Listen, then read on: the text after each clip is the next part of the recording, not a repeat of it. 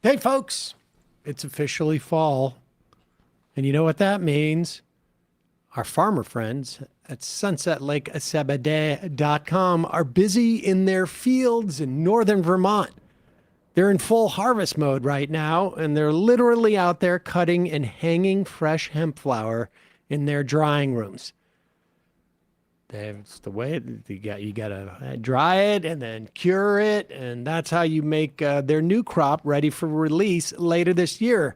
And while they're busy doing all the hard work, you get to reap the rewards. From now until the 28th, you can grab any of their smokable hemp products for up to for 40% off. Not up to. I don't know where I put that in there. With the code FlowerPower25. FlowerPower25, the number 2, the number 5. FlowerPower25, 40%.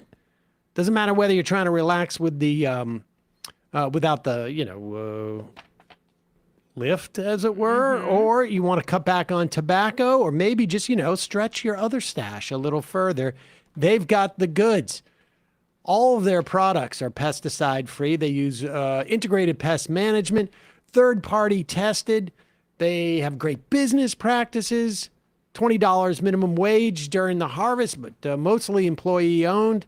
They are movement partners, having donated thousands upon thousands to things like carceral reform, and Planned Parenthood, and refugee resettlement, on and on and on.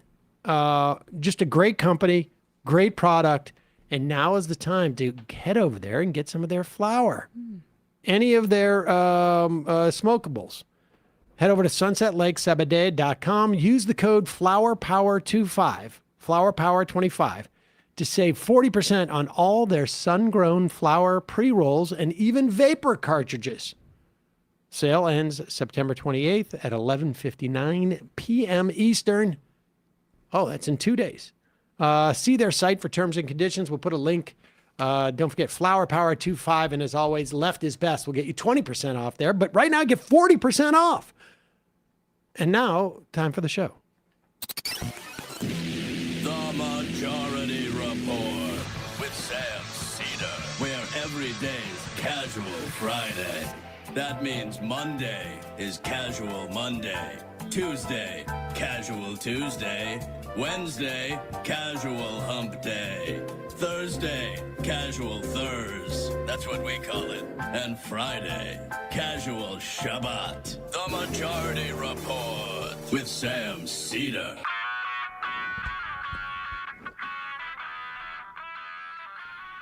It is Friday, September 26, 2025. My name is Sam Seder. This is the 5-time award-winning Majority Report. We are broadcasting live steps from the industrially ravaged Kiwanis Canal in the heartland of America, downtown Brooklyn, USA. On the program today, the national correspondent for The Nation magazine, host The Time of Monsters, Jeet Heer, will be here to wrap the week for us. Then, later, in studio, Brown? How do I pronounce that? How do I pronounce that? RM. Oh, R.M. Brown. Oh, Okay. I was trying to do something. Meanwhile, Trump's authoritarianism moves into using the DOJ to prosecute enemies of enemies as Comey indicted. Oh, that was a mouthful. Next up, threaten the military phase as Hegseth to convene all U.S. generals and admirals across the globe in one place at one time. They keep doing this too, with also not respecting the lone survivor thing, right? Or not the designated. Yeah. It's very odd. It seems not the smartest of things to do. But of course, it worked out well for, who was it, that guy? When Hitler fired all the generals. Dozens of UN ambassadors walk out as Netanyahu attempts to justify a genocide. Immigrants with no criminal record, now the largest group held in ICE detention, as the detainee death toll hits 16. Trump to levy a huge import tax on pharmaceuticals, supposedly 100%, kitchen cabinets, furniture, heavy trucks, all double-digit, massive tariffs. But don't worry, it only goes into effect in 4 days, so 5 days. Trump says he will not allow Israel to annex the West Bank. Oh, do we have that clip? We should get that clip. We are 5 days out from a government shutdown. Democrats actually seem to be digging in. Federal Prison Bureau ends union protection for workers. Microsoft disables some of its services to the IDF under pressure from activists. Yes. Huge. And good news, folks, measles hit a 20-year high in this country, and pediatric flu deaths hit a 15-year high. Records all over the place. 2/3 of immigrants at Alligator Alley who were there in July have seemed to have just disappeared. Lastly, Spain, Italy deploy naval vessels to protect the humanitarian flotilla headed to Gaza. All this and more on today's Majority Report. It is Friday. Yes, a very casual one. Matt, you got to bring me on screen if you don't mind. Here I come. Brian's not here today. Brian's not here. And Matt is just taking a sweet time, just moseying over to the... That was a left-handed scene maneuver. Change. Yeah, well done. Well done. Thanks for joining us, folks. Every couple of days we move into a different stage of authoritarianism. We still have, obviously, an increased number of ICE thugs going around tackling people, shoving women, children, ripping families apart, disappearing them to detention centers where conditions are awful. People are dying. There's a protest I think was happening today, sometime around now, actually, in New York City, over what's going on with ICE detainees. We'll talk a little bit with Jeet Heer about the phase of authoritarianism where you go in and use the chief law enforcement officer of the country to go after your political enemies on really wafer-thin charges. It's not like we didn't see the actual DM telling Pam Bondi to go after Comey and others. We'll get to that as well. But what is happening today, just across the river from us, Benjamin Netanyahu is addressing the UN. This is coming at a time where multiple countries in Europe have recognized, at the very least, the concept of a Palestinian state. And that, people may say, okay, what does that mean in the face of this genocide? And I think there's a fair point there. But Moin Rabbani had a really good piece in Jacobin speaking about this, where it's the easiest thing for these European and Western governments to do. So, and it's clearly a response to pressure from activists, but it also is not meaningless given the fact that Israel is responding with absolute fury about it. Because as we played the other day, this reporting from The Guardian where they interviewed people in Tel Aviv, you can just tell that they're most concerned about worldwide perception of Israel more than, of course, the Palestinians, even at these protests. And this is a major problem for them in the diplomatic sphere. There's a lot going wrong for Israel in that sphere. Meanwhile, they have leveled parts of Gaza City, like just absolutely leveled and devastated it.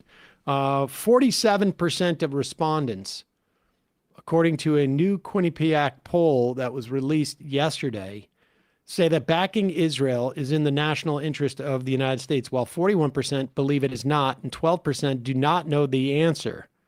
This is a sharp change from December 2023 when Quinnipiac reported that respondents backed Israel by a 69-23 margin. That's a huge change. The survey also found that 49% of American voters have an unfavorable opinion of Netanyahu, 21% saying that they have a favorable opinion of him, 31% approving of Trump's handling of the Israel-Gaza war, 56% disapproving. It'd be nice if Democrats had the opportunity to exploit something like that. The number of Americans who are now sympathizing with the Palestinians over Israelis has gone up sharply. Just 8% of Democrats, 25% of independents back Israel's Gaza campaign. 60, I should say that's in Germany. 58% of Americans favor a UN recognition of a Palestinian state, and half of U.S. registered voters say Israel is committing a genocide in Gaza. Not just Democrats. Not just Democrats, no. We have, well, this is the way that people reacted to Netanyahu at the UN today. These are the delegates.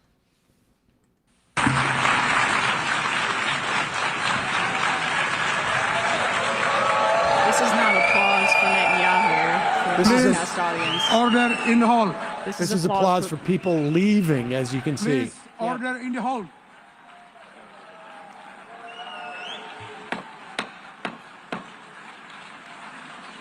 No order. No order during a genocide. Please, order in the hall. Looks like lunch break. It's called Walk in the Room. Look at him. Please, Great. order in the hall, and please be seated.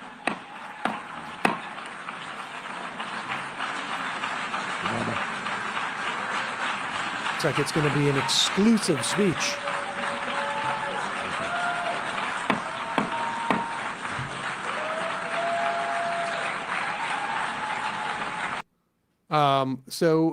I mean, the vast majority of delegates at the UN General Assembly walk out on Netanyahu. This is the image tweeted out by the State of Palestine account. I mean, pretty powerful, all those empty seats. Meanwhile, speaking of power, Spain and Italy have deployed naval vessels to protect the humanitarian flotilla. Greece has said that it will be protected as it goes through their, waters. But this is a big deal because, as you know, Israel has attempted to board or has boarded flotillas in the past, has fired drones at them, and Detained Chris Smalls and beat him in severe conditions, among others. And here is Greta Thunberg on that same flotilla as it heads to Gaza. I'm not scared of Israel. I'm scared of a world that has seemingly lost all sense of humanity. And what we are doing here is trying to show that there is still some humanity left, that there are still people willing to step up when all other means fail. But this is a last resort. This mission should not have to exist. Free, free Palestine! Free, free Palestine! There it is. Creating a humanitarian corridor is also terrifying right now to Israel. I was listening to an interview with a drop site reporter speaking from the flotilla. We interviewed Greg Stoker recently from the flotilla as well. He was speaking to Crystal Ball and Ryan Grimm about what the nature of this protection is from these European ships, and apparently it's still ongoing, right? The Italian one is supposedly just there for rescue purposes. The Spanish government might be acting a little bit more, aggressively towards Israel, is my understanding. But he was saying the negotiations are ongoing. But in the best case scenario of what happens here is if you have European countries, and Greece may be joining the fight soon as well, protecting this aid flotilla, and they're able to break the siege, this shows that there are opportunities for countries to come together and deliver humanitarian aid to Gaza through this corridor and dare the Israelis to bomb European ships. A lot of strike actions going on, and I think particularly Italy too. Italy has been there have been national strikes. It's the dock workers, yeah. This is Paolo Massetti, an Italian journalist. In Pisa, once a socialist stronghold in Italy, the city's firefighters joined the general strike for Gaza and knelt in front of the Palestinian flag. Let's play this. This is from Trump on about yesterday, I guess it was, and asked if he would allow Israel to annex the West Bank. And as you know, it was widely reported that Miriam Adelson had made her $120 million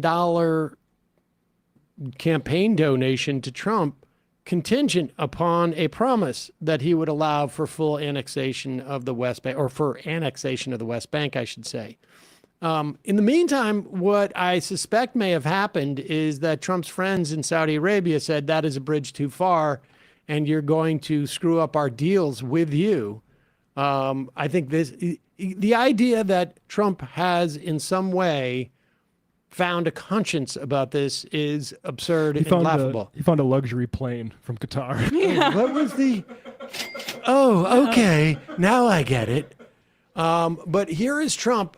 And what's interesting here is we could see, and Jasper Nathaniel from Infinite Jest may very well be headed into that area. Infinite Jazz. He's been Jest. I always do that. And he's has reported from there in the past and has been following intensely. He has sources. West Bank. Either they just continue on with this sort of rolling, unofficial annexation of the West Bank, or there is a clash with Netanyahu and Trump, and we'll see. Taco Trump, but here he is talking tough here. Did you promise leaders this week that you would not allow Israel to annex the West Bank? Is that something that you? I will not allow Israel to annex the West Bank. No, I will not allow it. It's not going to happen. Did you speak with Netanyahu about this directly? Yeah, but I'm not going to allow it. Whether I spoke to him or not, I did. But I'm not allowing Israel to annex the West Bank. There's been enough. It's time to stop now, okay? So what's really interesting about the timing of this wasn't Tucker Carlson had a segment earlier this week that speaking about how Netanyahu is humiliating Donald Trump. And I saw some people speculating, saying this is going to get back to him. I mean, he's very easily manipulated. He also doesn't have, and is susceptible to flattery. Harris said that during the campaign, one of her only kind of astute observations, unfortunately. But yeah, there it is, Wednesday on Glenn Greenwald's show. It's humiliating. Tucker Carlson rages over Netanyahu controlling the U.S. and Trump. Who knows what factors into his decisions? This also comes back, Rubio had just come back from his trip, and the Qataris are furious that Israel bombed their country when they were being mediators. So we don't know what is factoring into this decision. But I just don't trust that Trump has the wherewithal or the fortitude to follow through on this, or even understand what is happening with Area E or whatever, that settlement that Israel just approved that basically forecloses the idea of a contiguous Palestinian state from occupied East Jerusalem to the West Bank. Does Trump know that that means essentially annexation, even when they're not annexing it? My guess is no, and that's my prediction for how he's going to. I suspect that this is a function of what is a red line for either Qatar or Saudi Arabia or other Arab states who are afraid of a potential reaction in the event that Israel annexes the West Bank. And whatever deals Trump has, I mean, the guy has doubled his net worth in 9 months. That's pretty good business sense. And whatever deals he has with them, is in jeopardy. And Schwing State on the IM says, can you guys explain exactly what it means for the U.S. not to allow Israel to annex the West Bank? Well, U.S. has protected Israel in the UN Security Council for ages. And, for the UN Security Council to condemn it, for there to be full-fledged boycotts and sanctions and a non-recognition. The only difference really essentially with annexation from what it is now is that how the international community views it. And the lack of annexation gives the international community some type of fig leaf as to pretend that it's not happening. And so it's not that the U.S. can absolutely stop it, but the U.S. has an enormous amount of leverage over Israel in terms of weapons, et cetera, et cetera. And then if they simply decide to stop defending Israel's actions in these situations, then Israel's got some much bigger problems. In a moment, we're going to have Jeet Heer on. We will talk to him maybe about some of this and then other things as well. Getting into cold and flu season. Yep. I got my flu shot and I got my COVID shot. But the important thing is to also take your vitamins. Keep your immune system strong. There's a lot of multivitamins out there, but Ritual is different. They're essential for men. 18 plus multivitamin is a science-backed, is made with traceable and bioavailable key ingredients. What does that mean with traceable? It means you know where these ingredients come from, which is important because there's some places that really, frankly, don't have the same regulations that at the very least we used to have in this country.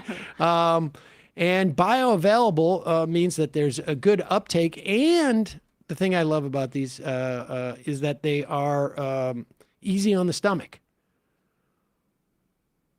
Ritual shares the source, the supplier, the scientific research backing each active ingredient so you know what you're putting in your body and why. I've told the story a million times. I had a vitamin D deficiency, according to my doctor. I would leave the doctor's office. I would buy a multivitamin. I would have it. And then I would run out and then I would never get it again. And Ritual is not only got great stuff in, but like I say, easy on the stomach. So when you remember to take your vitamin, you don't have to say, oh, I haven't eaten any food right now. I can't take it right now. And then you forget. Right. And they send you, with a subscription, they send you vitamins on a regular basis. They're essential for men. 18 plus multivitamin. It contains 10 key nutrients and 2 delayed release capsules designed for optimal absorption per day. Omega-3 DHA to support heart and brain health. Vitamin D3 to support normal muscle and immune function. Like they say here, designed to be gentle on the stomach. Yes. Essential for men is third-party tested for heavy metals and clean label project certified. So you know you can trust what you're putting in your body. Ritual multivitamins are vegan, non-GMO project verified, gluten and major allergen free. Again, made traceable. It's HSA and FSA eligible with a seamless checkout experience so you can save when you shop with pre-tax dollars. Essential for Men is a quality multivitamin from a company you can actually trust. Get 25% off your first month for a limited time at ritual.com/majority. That's ritual.com/majority for 25% off your first month. And lastly, I just wanted to let you know one of my daily reads, or at least I visit there every day waiting to see what's going to be up there next. Current affairs. If you like deep, thoughtful, progressive analysis, and I like to think that you do, because, of course, that's the show we're doing, you're going to love Current Affairs. They have a print and digital edition of Current Affairs. Current Affairs combines intelligent commentary, biting political satire, and really sort of almost like surprisingly gorgeous artwork. Really beautiful artwork. I don't know why it's surprising, but and it's all ad-free. Current Affairs is a fantastic complement to our work here. They deliver hard-hitting, totally independent, and entertaining coverage of some of the most important political, social, and economic issues of our time. If you use the code Majority Report, you will get 30% off for a year on any subscription of your choice. Go to currentaffairs.org/subscribe. Enter the code Majority Report at checkout. Offer expires October 31st. Really, honestly, you find stories there that are relevant, but also not the same as every other media outlet you go to. They got a great story that I think just went up on U.S. going after Cuban doctors, essentially because they don't want Cuba to be a country. I don't know what else to tell you. Right. I mean, there's no other explanation for a lot of the stuff that this administration does. But we'll put the link in the podcast and YouTube description. Quick break. When we come back, Jeet Heer, national correspondent for The Nation magazine and host of Time of Monsters. We are back. Sam Seder, Emma Vigeland on the Majority Report. It is always a pleasure to welcome back to the program national correspondent for The Nation magazine and host of the Time of Monsters, and it certainly is Jeet Heer.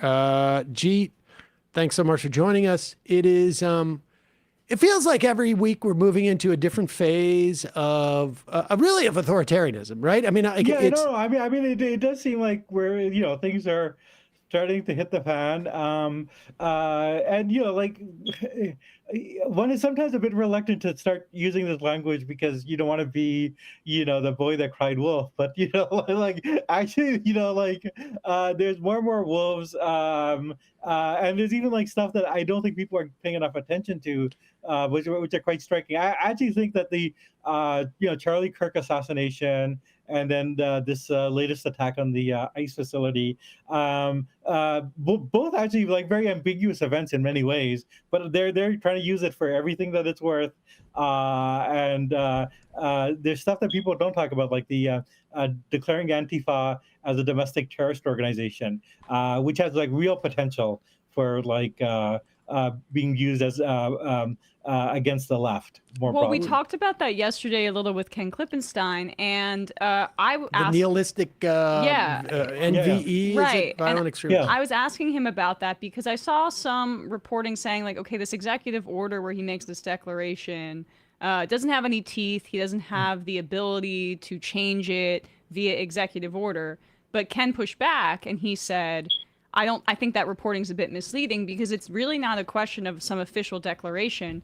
It's just how does our law enforcement on the federal level prioritize things? And Trump has clearly told them prioritize this, and that's really all he needs to do.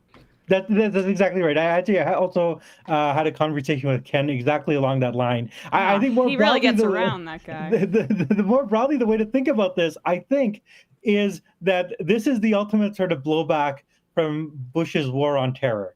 That within the global war on terror, you had this kind of apparatus that was set up to combat Al-Qaeda. And even at that point, a lot of people said you're fighting terrorism, which is like a tactic, and you're certainly using the American military, which is not maybe the most efficient way to deal with things. But there was such a thing as Al-Qaeda. There was a network, and there's ways in which you could disrupt that. But what Trump's entire worldview involved is, coming out of the failure of the war on terror, which ended with two big wars being lost, the right has turned inwards, and they want to use the apparatus of the war on terror domestically.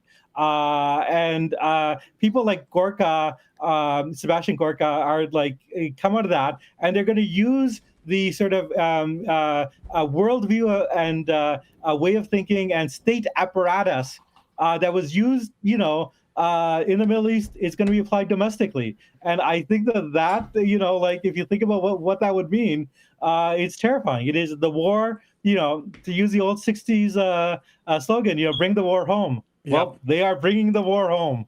Yeah, indeed. And I think, your point at the top, suggesting it's hard to use the word authoritarian without, because you almost want to keep some powder dry. Yeah. But I don't know, like when you've when you've been pushed off a cliff, have you fallen off a cliff if you haven't hit the ground yet? Like, I mean, it's quite clear that we are headed down this path. And, I've had these conversations with people, more normie types, and the almost universal response is, something to the effect of like, well, we just got to get through these next 2 or 3 years. And which I think is not, it's sensible, but I don't think it works that way. I don't think that you just, this stuff runs at an increasingly higher, like accelerates and runs at a greater pace. And then all of a sudden it just ends. I think the idea is that step by step by step, they consolidate power. And just the idea that Trump wouldn't attempt to cancel elections, whether it's either in 2026 or 2028, seems, the idea that he wouldn't attempt to do it seems pretty far-fetched at this point. And we're a week out from Hegseth getting all the generals and admirals together, and there is historical precedent for this type of thing where they bring these generals in and say, like, you better swear your fealty now or you get fired. The original was in German, but so this is like, this is when you got to stop this stuff, right? Before you fall off that cliff. No, I think that's absolutely right. They are sort of like in a phase of consolidating their power and, turning over, transforming the instruments of state power into their own ends. And I think, one has seen that, especially with the FBI, where this really is Kash Patel's FBI. And I know that there are good people that are working there. And one does see a sort of tension, especially in these kind of recent shootings, between the people who are the sort of fact-finding part of the FBI, where they're gathering evidence. And, they having concluded in all the big cases that these are basically lone wolves, that they, there was no network. But then you get Kash Patel and Trump and all these other people, like saying, putting up this narrative that there's this vast left-wing network, that it is a transgender ideology, Antifa, and where does it lead? And I would also say, this sort of, the actions that they're taking do not suggest that they plan to contest elections. And this goes, not just the sort of repressive aspects, but also even their economic policies. Like I don't think that you kind of do the kind of, austerity and slash and burn stuff. I think we'll just put it to the voters. But I mean, we don't know. I mean, and certainly the time to fight back is now. And I mean, the other worrying thing is that we have seen, time and again, surrender of elite institutions, surrender of the universities, surrender of big law, surrender of Wall Street, surrender of the media. And to the extent that there has been resistance, it's come from popular forces. I mean, the Jimmy Kimmel case, as trivial as in some ways it is, was the case that there was a mass popular mobilization of people canceling their Disney things, and that is what transformed it. Whereas Disney seemed perfectly happy to surrender. And so I mean the twin dynamic of an increasingly aggressive administration and an elite that has basically decided to take the approach that you outlined of, let's just wait till the next election, let's wait 2 or 3 years. That's not a good dynamic. These may be triplets, not just that twin dynamic. The stuff that's happening in the context of CBS and Paramount and the potential that Ellison will also buy Time Warner, which would mean then CNN and The Daily Show, Comedy Central, HBO, in one rather large fell swoop, you could see the elimination of a lot of this sort of mass media that would provide a critical perspective to those normies who think like, oh, it's going to go away in 4 years. We should also say just, I think that's your smoke detector that's going off. Is that yours? It is, but that's okay. That's normal. Okay. All right. I just wanted to, yes. The fire's always going off. Okay. Well, I just wanted to let people know what that noise was. But I mean, it is really, it is disturbing and is nice. Like you say, the Jimmy Kimmel thing may be trivial, but any display of pushback on the administration is good. What is, I would say, the only thing that seems to be inconsistent with other authoritarian style, I guess, growing authoritarian states. And we should say, like Stephen Miller was, if not quoting Goebbels the other night, like clearly channeling him.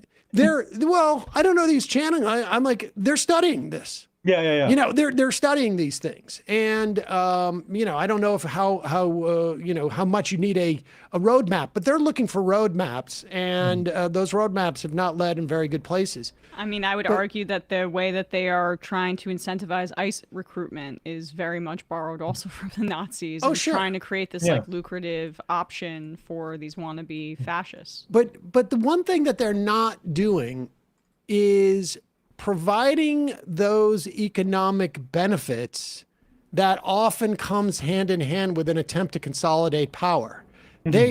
All we're seeing is either some version of austerity, whether it's going to be in Medicaid, and we're going to see it in the context of what's happening with Obamacare and these tariffs, or austerity that's sort of like papered over and pushed into the future. There's no like handing out benefits, which is often, sort of one of the plays. That may be the best, that may be the one sort of saving grace when we talk about if there's an opportunity in 2026 with all the, gerrymandering that's going to happen for at least a slow on the roll of them taking power. Yeah, no. I mean, that was an interesting point. I think the sort of plutocratic aspect of the American right has always cut against doing the more populist authoritarian thing of you build the Autobahn, you create jobs. Say what you want about National Socialism. At least it had an economic policy. But on the other hand, I mean, I think what Trump is doing is maybe doing it on a more personal level. I'm the president. If you are nice to me, kiss my ring, I'll throw you favors. And maybe like trying to also even like with things like the farmers, like the tariffs hurt the farmers, but then I'll take the money from the tariffs and give it to the farmers. Like there does seem to be some element of trying to make the ICE stuff. That's what I was kind of alluding to. Is those are the only the economy's falling apart. The only economic kind of benefits that they're providing are for their Gestapo, which is they're borrowing that from the Nazis. That's also what they did. Yeah, no. I mean, the ICE stuff, and like all the money that's going to building these detention centers. There does seem to be something like you're creating a sort of cadre of loyalty, and also to go back to the Hexa thing, trying to make the military as your Praetorian Guard that is loyal to you. So, I mean, you don't want to get too far ahead of yourself, but it's all heading in a very bad direction. And as I said, I'd be a little bit more confident if there was like a coherent opposition. That's what I wanted to. I wanted to turn to that. Yes, and we should say, sort of maybe like to segue into that coherent or lack of a coherent opposition. We're 5 days away from a government shutdown. Really 4.5 at this point, I guess. I don't know what happens if the generals are all headed to DC and then the government shuts down. I'm not sure. Obviously, the military doesn't, but I don't know if they're all taking military planes in. I'm not sure exactly what happens in that instance. But The Democrats seem to. Do we have that Hakeem Jeffries thing? Did you see that? I think I may have retweeted it, or I'm not sure. I think Dayan retweeted it, but Hakeem Jeffries was out there, and I really don't appreciate a lot of what he does, but he was talking a lot tougher. Chuck Schumer has supposedly, if you read sort of like The Hill and Politico, he's supposedly determined not to cave. But sometimes when you have to say that, it's because you're in the process of caving. But what is your sense of at least the government shutdown? And then let's move to sort of the broader question of the opposition, as it were. Yeah, sure. I mean, I do actually think that on the shutdown, there does seem to be a change. And I think viewers will remember, like, the last time we were close to a shutdown, like Schumer was basically saying, well, now is not the time, and the shutdown would hurt workers. And he came up with many reasons. I do think this is kind of related to this issue of popular anger and the Democrats themselves, Democratic elites like Schumer and Jeffries, worried that like voters are getting mad at them. One sees this, I think, explicitly in people like Ezra Klein and Matt Iglesias, who I think are the sort of intellectual equivalents, where they're basically saying like, oh, it really looks like Democratic Party voters are very mad, and they're going to go after us. So we got to give them some red meat. And this shutdown is the best way to sort of like channel that anger in a pro-establishment way. So I actually think that Schumer and Jeffries are basically, there is responding to things like Zoran winning the primary, right? Like they really don't want to get. They're worried that their phony baloney jobs are on the line. Here's Hakeem Jeffries.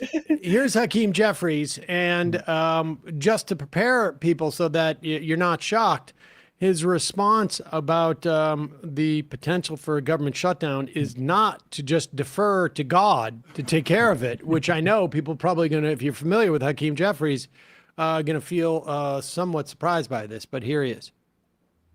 Workers that are just worried about losing their jobs.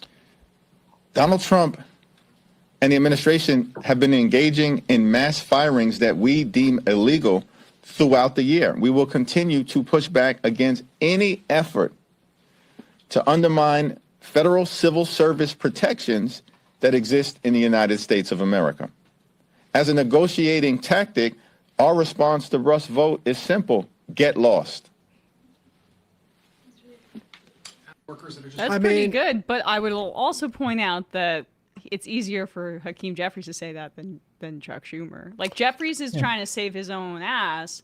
The 60 votes are needed in the Senate, and all I'm seeing, I'm seeing Patty Murray being like, the Democrats aren't the ones that want to shut down the government or whatever. I'm not as confident in the Senate Democrats. Well, yes. No. I mean, I think that's right in terms of the political dynamic, and I don't think Schumer has control of his caucus. But I do actually think that the incentive structure for Schumer has changed. I think that his job is also kind of like on the line. Like I think he's very unpopular, and so I mean, and this all goes back to the this issue of where will the opposition come from. I think that the angrier voters are at the Democratic Party, the more likely it is that you're going to get a Democratic Party that stands up to Trump. Yeah, I think that's true. And I think the only thing that gives me some confidence that Schumer at least is that Jeffries got sort of screwed last time with Schumer. Mm-hmm. And I think he would be hesitant to go so far out in front of his skis were he not confident that Schumer was going to hold the line. And there's something like you see Thune coming out there and sort of saying the Democrats' demands are too high, which is sort of surprising because they won't take a meeting, so they don't really know what the demands are. So this is going to be interesting because this is a real game of chicken, and we'll see. And it's going to be the first indication, I think, by the Democratic leadership that there's something extraordinary going on, even though we've had government shutdowns before. So let's talk about this lack of cohesive, because even in the messaging of this government shutdown, it is unclear what the message is. I mean, I'm happy for it, but what is the message? Like this is the Hakeem Jeffries thing is the first time I've heard him say, like, they've been doing sort of illegal stuff all year, so we're not going to do that. But like, it's all over the place. Yeah, no, there isn't a kind of coherent messaging, and it's kind of a shame because I think that what Jeffries just said could have been a messaging for a long time. Like Trump has been doing illegal stuff. I think Schumer's strategy has been to rely on the courts, and I think to try to be like fair-minded. The courts have been stopping a lot of Trump stuff. But, like as I read the Constitution, like the courts are not the only avenue of checks and balances, and Congress has a responsibility. And so and especially like if you're coming into like midterms, you actually like as an opposition party want to be like making the case like why we should win back control of the Senate and the House. And to me, the best way to do it is to say that Trump is like running rampant and is creating a constitutional crisis, and we have to be the checks. And the reluctance to say that to me is like very disturbing. But they might be heading in that direction. They're not only reluctant to say that, they're also reluctant to offer any type of like, any people who engage in this type of activity are going to be held accountable if we get back into office, which is also like, an important thing to say. Like, we're going to fix things, or stuff like, hey, this media consolidation. Yeah, I think I saw Murphy on TV the other day saying something to that effect of like, we're going to get in there and we've got to deal with this media consolidation. Like, come up with a programmatic answer to what Trump is doing, in addition to resistance. I think that's absolutely. I think there's actually a lot of avenues of if all the evidence is that Trump is getting Pam Bondi and Kash Patel to go after his political enemies. And like one thing you can certainly do is say once we're back in power, not only will we have investigations, but there will be punishment. Pam Bondi could be disbarred, right? And you can certainly say to like all the sort of media outlets and big law, we're not going to forget this. Like just say that we will not forget what has happened. We will not forget the way you caved into Trump. More broadly, you can make, I think as Elizabeth Warren has been doing and others, make the case that, the real problem is not just Trump's authoritarianism, but the sort of centralization of the media and sort of plutocracy, which is making it much easier to have a very small elite that will serve on behalf of Trump, and which is actually very interested in encouraging everything that Trump is doing. So, there's a lot more you can do. And exactly. Create an incentive structure so that people fear you. But they don't want to do that. No, it's nuts. Now, I will say, you got some in Democrats in the Senate who are like, calling for the release of information. Tom Homan, our Department of Justice, has apparently video of Tom Homan taking a bag literally full of money, taking a fast food bag. Kava bag. What is kava? I don't know kava. Everybody keeps saying kava. Is it a grocery store? Or is it, help me out. I think it's like a sweet green style. Mediterranean sweet green, basically. But nevertheless, so a healthy alternative to fast food. Full of $50,000. This is nuts. This is absolutely nuts. And what's amazing about this is like, this was a 45-minute story the other day. No. I mean, but there's a lot of things like that. But I mean, that is particularly nuts. Again, the effective opposition party, would make this like, like we got to get this guy out of there, but also like Trump and his administration are hugely corrupt. And they're hugely corrupt at a time where people are hurting. And the other interesting thing about this is that even though the Schumer and Jeffries are not really providing an opposition, I think people are actually paying attention to this, as well as paying attention to the economic news. Because if you look at Trump's numbers, they're really going down. Oh, they're going down. But the problem is none of that. I mean, and Schumer was on TV the other day going like the generic ballot's going back up, and they hate us as much as they hate the Republicans, but they really hate Trump more, and we're going to get the votes. I mean, that's a strategy, but you're relying on a lot of stuff that you don't control, like literally, specifically, you don't control. And the idea that like Donald Trump's net worth has doubled in 9 months, like that's insane. And the idea that Democrats aren't even able to articulate this with one voice, it is Schumer and Jeffries are being studious in making sure that people don't realize they're there. Like that is their agenda. It's fascinating.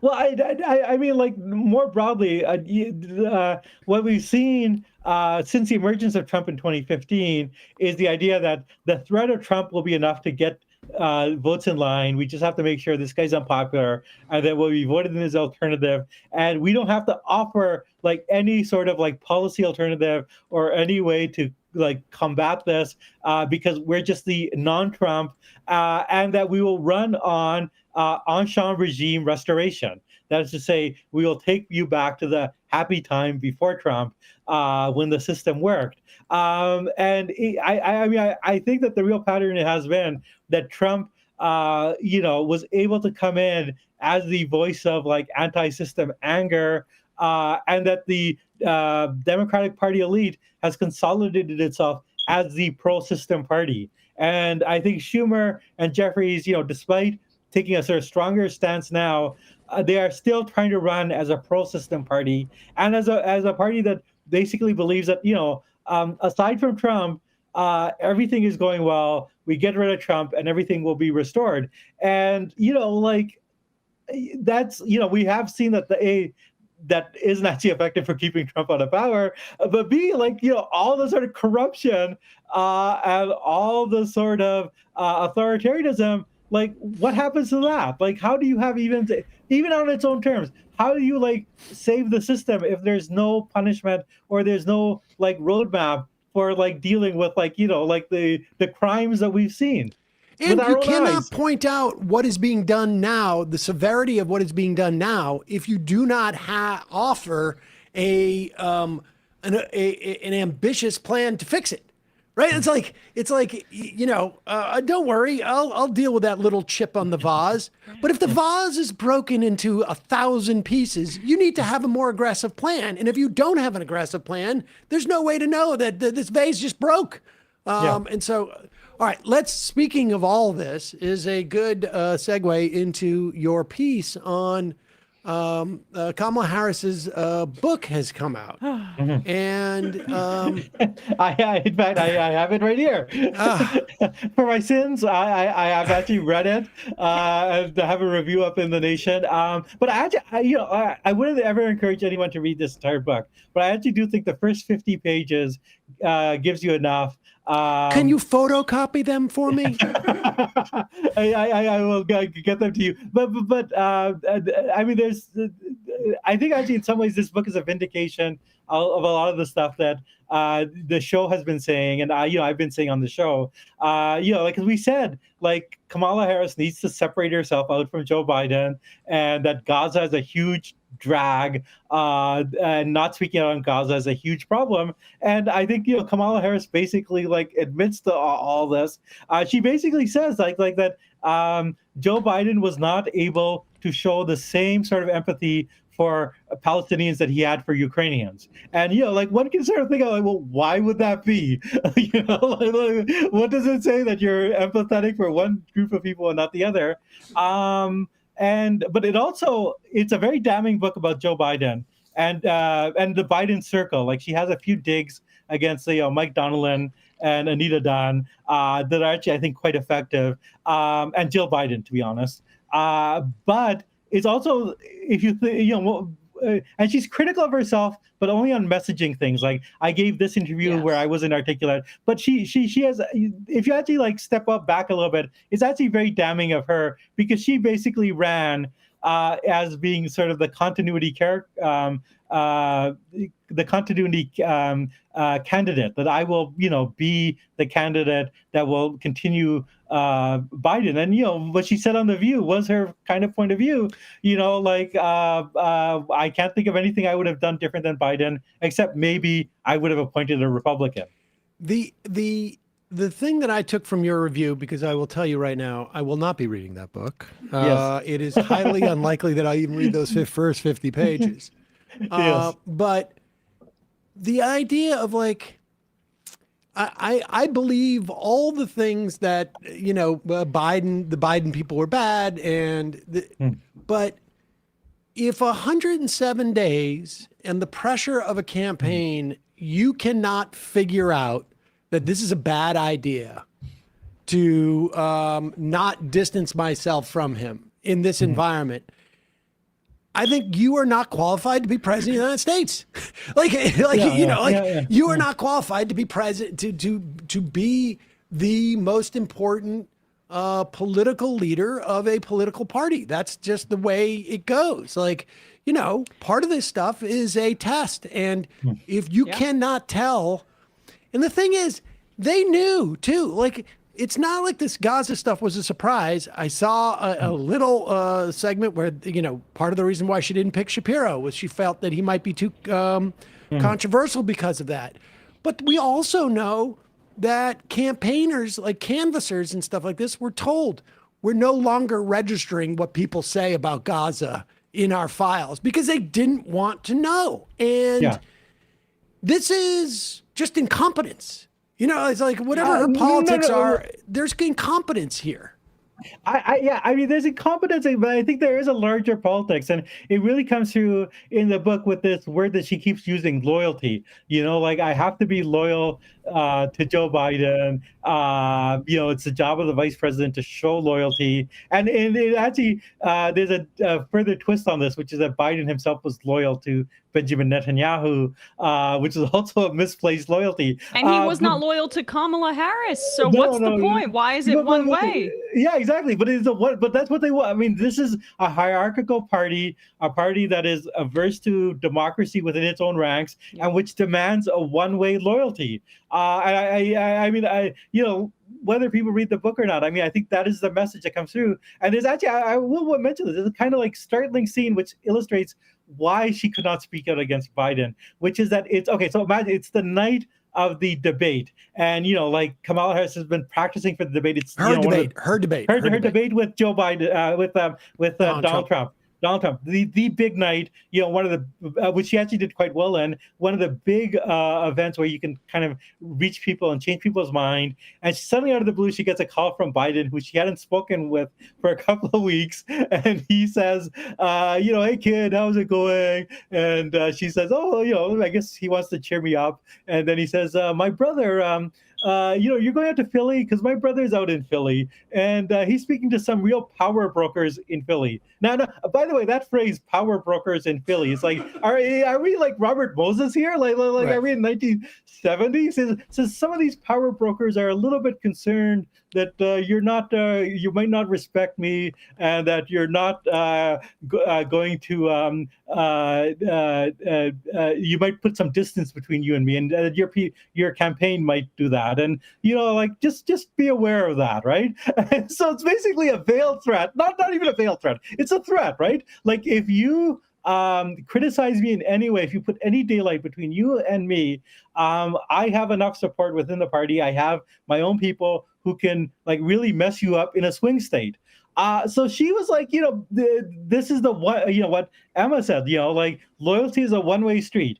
You have to show loyalty to Joe Biden. And I think that that way of organizing a party, it cannot continue. We cannot and I think Harris herself, I mean, interestingly, like she says, like I always thought I had to work within the system, and now I'm sort of seeing that doesn't, the system is breaking down. Well, and so, you wrote that in your piece, and her basically conceding, I might not be right for this. Well, I think that's hopefully, first of all, like you can see her instincts are bad. Like, why does the cover look like John Grisham? Like, one of the best things she has going for her, and I'll say that she's a beautiful woman. Put your face on the cover. Secondly, why I sometimes struggle with like putting it on her is fully, which I mean, but this book tour is making it easier. Is the kind of woman, and particularly women of color, that were elevated within the Democratic Party were elevated within an extremely narrow permission structure that is evident in the weakness that she displays in the excerpts that I've read from the book. And she was picked in many ways because she was going to be a good soldier. 100%. She was not prepared to take on a leadership role. And perhaps if she were born at a later time in her life, like there would have been, I mean, what we see the leadership from the squad and stuff like that had to come from the grassroots. But for many years, the party elevated Black and brown voices in many ways that wouldn't rock the boat. And Biden's racism and misogyny, I think, come through so much in his treatment of her. And that's not to absolve her of things, but he deliberately didn't prepare her, undercut her ahead of the debate. And so I feel more sadness when I see her speak in public, because I feel she's a avatar of systems of misogyny, corporatism, and all of this stuff that has been a plague in the party, where she should never have even been in this position to begin with.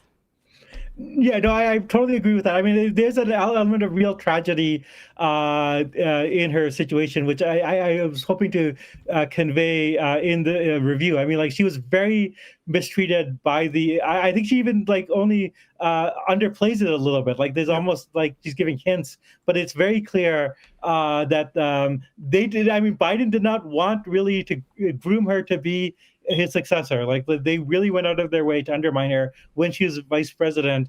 But like, it's also the case that she was the type of person that accepted that slot and that role for herself. It's a chicken and egg situation. Exactly. But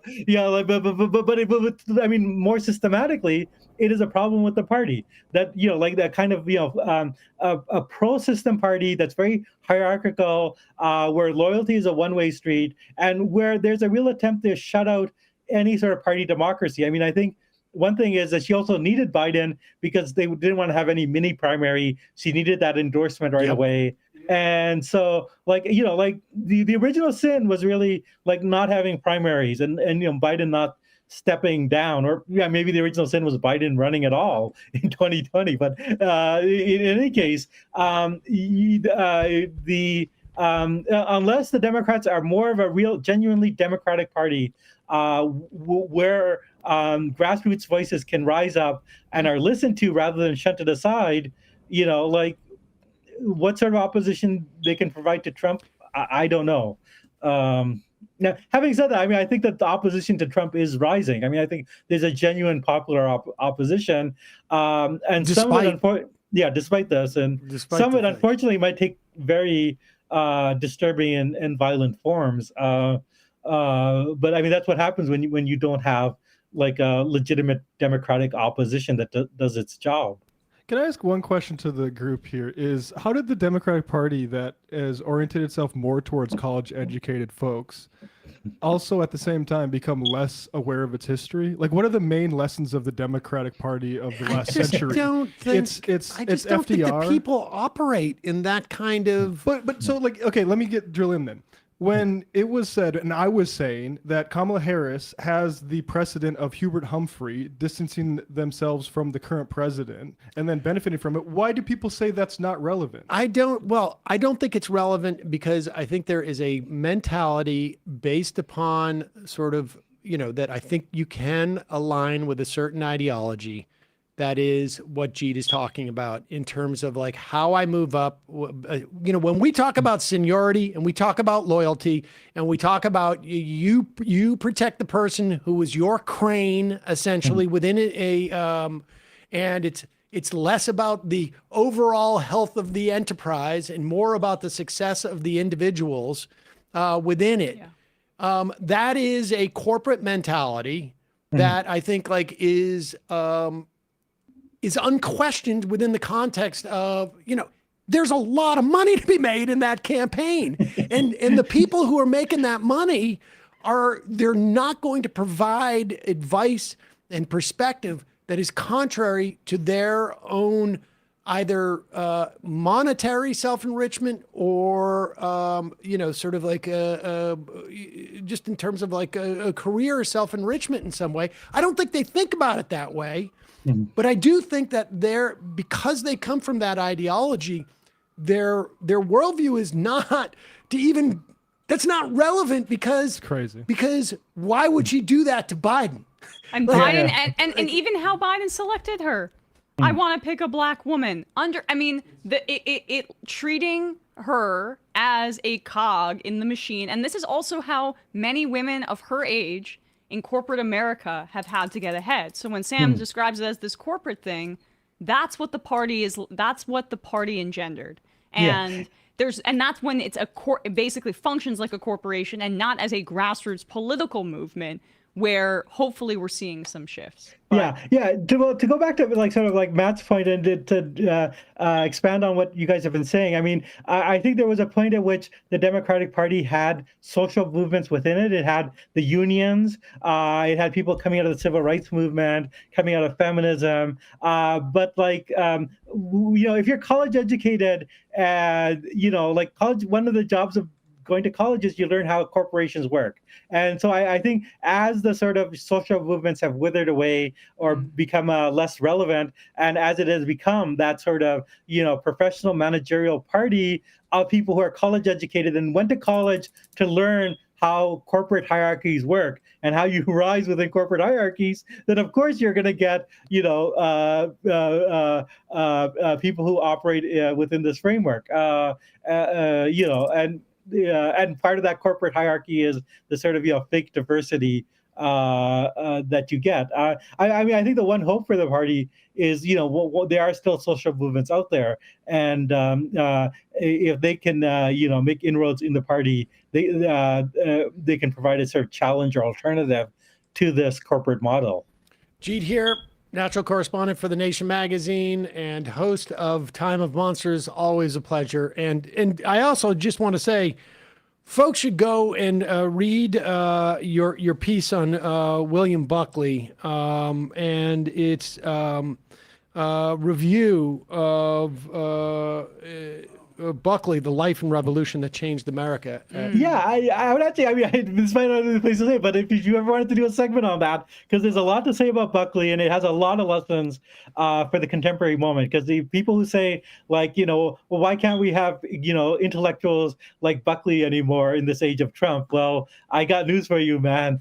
Buckley prepared the path to where we are now. But I'll throw that out there. Does the National Review allow you to access its full archives yet, or is that still sort of not allowable? I actually have gotten a sort of bootleg copies of National Review from I can't even say the sources. Graduate students have been doing scans, just like the Pentagon Papers. But they don't offer that, and I think that's kind of telling. Yeah, National Review does not offer that. There's a lot of stuff. That's amazing. Yeah. So I mean, if you actually go to the actual archives, there's amazing stuff like the Birmingham, the famous case where the church was bombed and 4 girls were killed. National Review's position was that, well, it could have been a, quote, crazed Negro that did this. So for understandable reasons, they more do not things want change, it, huh? Yeah. But rest assured, I have bootleg copies of old National Review. There you go. We know where to go for the bootleg copies of the National Review and Kamala Harris's book. Jeet Heer, always a pleasure. Thanks so much, man. Great to be on. Thank you. Also, we cannot encourage Jeet enough to change the battery in his smoke detector. It is not normal. That is not the way that your smoke detector works. There was a moment where we had a dog chirping and barking in the hallway. We're having some issues with the elevator rattling. We had sirens outside, and I almost disassociated. Emma's a little bit overstimulated. I can't.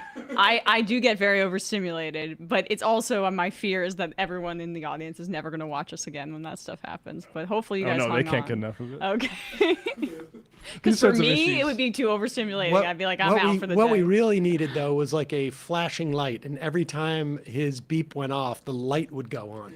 All right, we're going to take a quick break, and we're going to welcome in studio Rim Brown, who's going to be here in studio with us. We'll Short be for right back. Rim. What's Rim short for?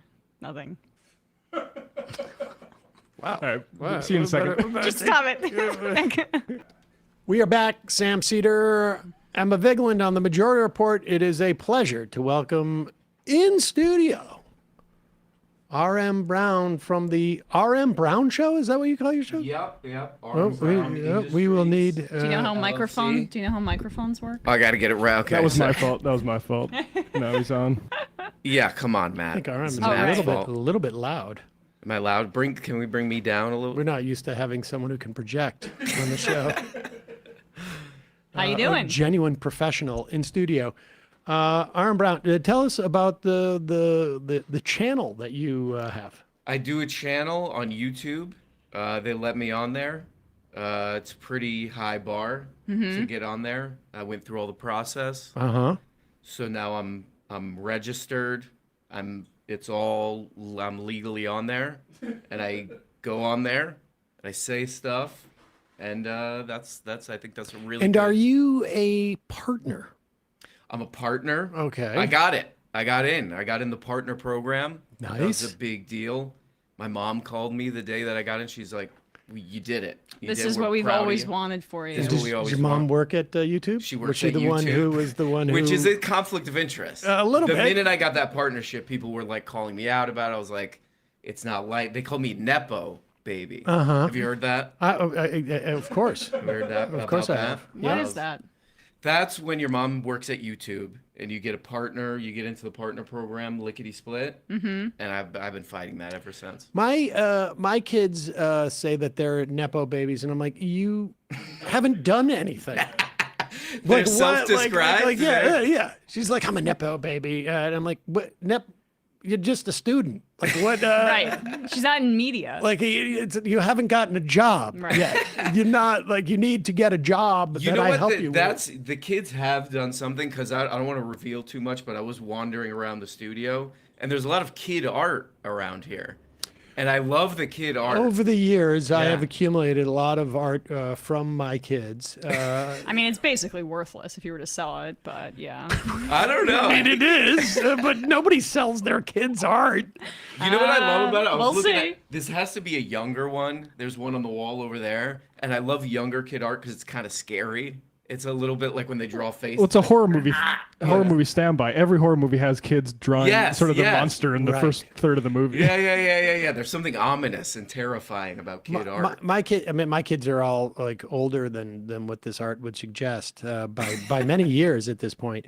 But they both went through that phase, which I spent almost like I think 10 or 15 years in drawing situations like where someone falls in a manhole into a sewer that is full of shards of glass and steel. Right. And you look at that and you're like, oh boy, this is scary. Is this some kind of like prophecy or something? This is a little. I have a core memory of doodling and drawing like faces and doing it in fourth grade, and my fourth grade teacher saying, "Why do all these guys have big noses? Like they're the villain." She said, "You know, you might be a little worried that this looks like anti-Semitic art." And in hindsight, it really did. Who are your inspirations? I think it was like witches or Easy something. to draw noses big. Drawing witches, right? And it did look like You were looking at a lot of hate propaganda obvious. cartoons from the 1920s, and you were like very inspired by that. And everyone has their interests, you know. So let's talk. You had a story that you were just walking around New York City yesterday. This seems very on the nose, but I was just walking down a side. This is totally true. Walking down a sidewalk yesterday, and I was actually doing like trying to do a story about this on my own channel, and I walked through like an ICE raid where it's all unmarked cars. They're like blocking off one of these like small streets, and it's terrifying. Like that's the thing about that when you actually see it in person, how like scary that is. I mean, they're also, these guys seem like they don't know what they're doing. Like they're walking around with rifles in the street. There's like families and kids walking around. Jesus. And they just have like vests on. They look like kids, and I'm gonna say, I don't know about you guys, I'm gonna make a controversial statement. It seems kind of dangerous. Let's play this clip from number 3. This is in Hyattsville, Maryland, just on 2 days ago. ICE guys basically tackled this guy in the middle of the road. And talk about sort of not being trained in a way. Like, they don't seem to know what the hell they're doing. This was in Maryland, and the ICE officer pulls a gun and then drops it. And in front of a bunch of other people. He's pulling a gun while he's got the guy pinned on the ground. It's just crazy. Watch this. Help me! Help me! Help me! It's high! Pause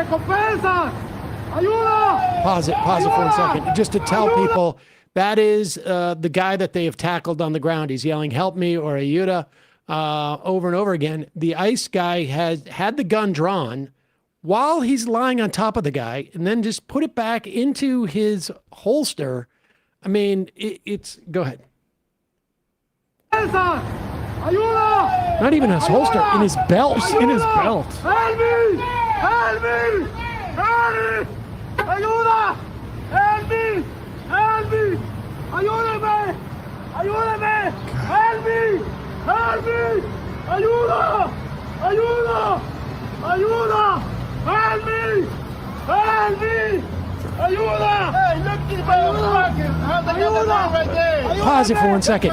I'm sorry. Neither one of these guys seems to have any idea what they're doing. They can't manage to cuff the guy. The idea that you would take your gun and shove it in your belt while you're wrestling with this guy seems to be just, in terms of like training, I can't imagine. Yeah, that's not in the manual. These guys seem to Seems dangerous. They both seem like guys who, I had the stalking. And then I got the job recently. These guys feel like they've been on the job for like 3 weeks. Mall cop dropouts. Yep.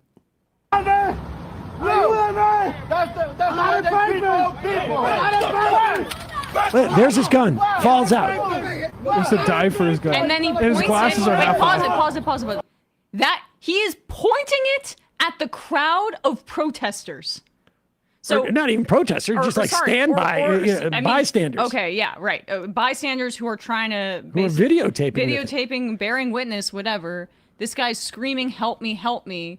And he mishandles his firearm again and then points it at a bunch of people. And his glasses are like hanging off his face as he points a gun at a crowd.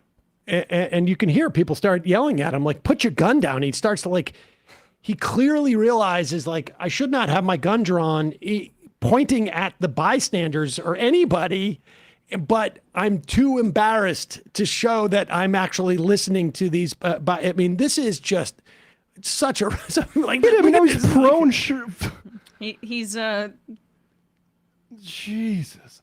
And then his partner has to draw his gun because he's like, wait, maybe this guy that we're it's just unbelievable. $200,000 of taxpayer money to pay these guys to do this. I'm American. Put the gun down. Put the gun down. She's stumbling all over. You're gonna shoot me? Point the gun. We have it. Yeah, see how he's gonna point the gun at me? Put the gun down. What, you trying to shoot me? Go ahead, shoot me. Shoot me. Put the gun down. What, you trying to shoot me? What's your name? Yeah. See how he What's your name? Put the gun on me. Go ahead.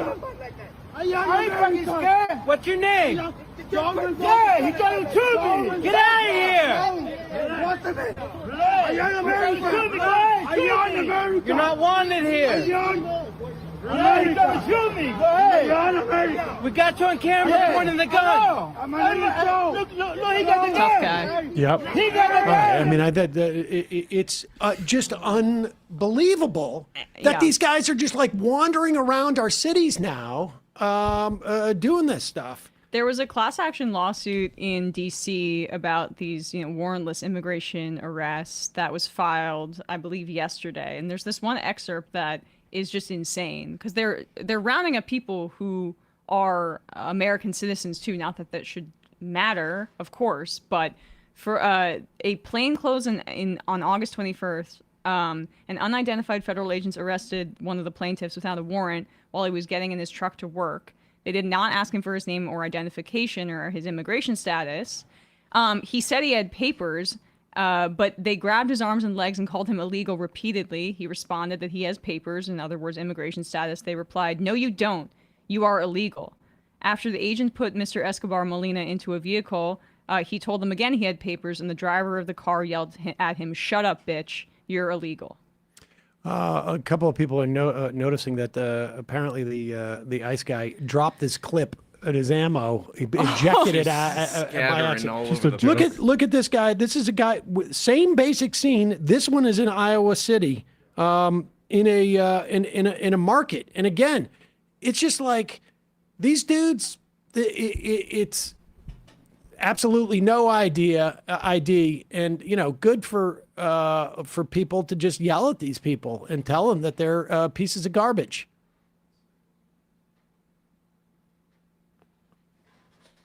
Hey, are you living?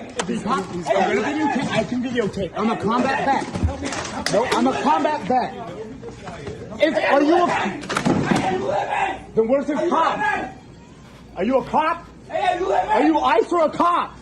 Hey, are you ICE or a cop? Hey, are you living? Call me, yeah, please, call 911. Hey, are you ICE or a cop? Hey, are you living? Gentlemen, you need to identify yourself. Yeah, hey, are you ICE or a cop? You could be... Hey, are you living? Are you ICE or a cop? Hey, are you living? Are you ICE or a cop? Hey, are you living? Hey, look at their face. Are you ICE or a fucking cop? Are you ICE or a fucking cop? Oh, really? Oh my God. Now they got the guy, they got his hands, and he's about to stun gun him. Combat vet. I got this on video. You won't even identify yourself. Gentlemen, who are you with? Who are you with? Federal agents. Who? ICE? Or no. Wow, you better not fucking tase them. Call the cops. I need to see that. Fucking pieces of shit. Look at their fucking faces. Can't even identify themselves. Pieces of fucking shit. Racist little Good for that guy who basically prevented them. Fucking If he wasn't there with a touch me, I'll video knock you the camera. fuck out. I'm a combat vet. Afghanistan combat vet. Hey, what a fucking, we're following you, you fucking pieces of shit. Yeah. Fucking pieces of shit. Look at these motherfuckers, racist little pieces of shit. Hell yeah. He definitely, you're right, Sam. If he wasn't filming, they would have. They don't charge that up unless you're going to use it. Oh my God. And shout out, that's posted by Oliver Whelan, Iowa City Councilor. Great to have representatives willing to stand up in these moments. Well, also, I mean, Brad Lander has, while we're here, Sam, we have number 2, right? Yes. This is just, Brad Lander has been doing bearing witness down at 26 Federal Plaza, which is like the immigration hearing courthouse. Here's another federal agent. There's a clip actually before this. Okay, it's at the top of the thread if we want to. Yeah. It is. It's, and this is coming from Tim Pool apparently sending. Now, the amazing thing is that this is Tim's reported. Do you have it, Matt? I have it right here. That they obviously think that this is in some way, I don't know, makes ICE look good. I mean, Their or audience helpful or loves this. just.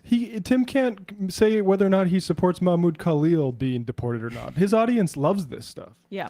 Here, I put the link right here, and this is the moment where ICE is coming in and grabbing this father of 2 young kids.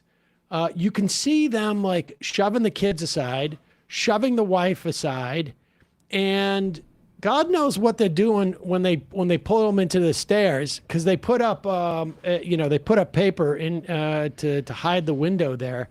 But watch this. This is disturbing stuff. Pull her away. Pull her away. Look at they're pulling her hair. Look at that. Suelta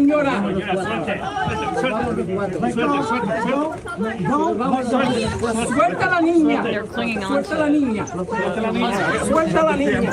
Suelta la niña. Suelta la niña. Suelta la niña. No estoy haciendo nada. No estoy haciendo nada. No estoy haciendo nada. No estoy haciendo nada. Look at these cowards wearing the masks. Eric Adams, New York, and Cuomo's if he wins. If Zoran wins, we'll have a ban. Look at that. Look at that. See that? See Papers that up. paper they put up on that screen? And then the wife is distraught. And apparently, this is a perfect example of a guy who is fighting demons inside his own head. And instead of being able to come to grips with what his job is and what he is doing to families, he gets angry and he's mad at himself because he knows what he's doing is despicable, and he takes it out on this woman. Watch this.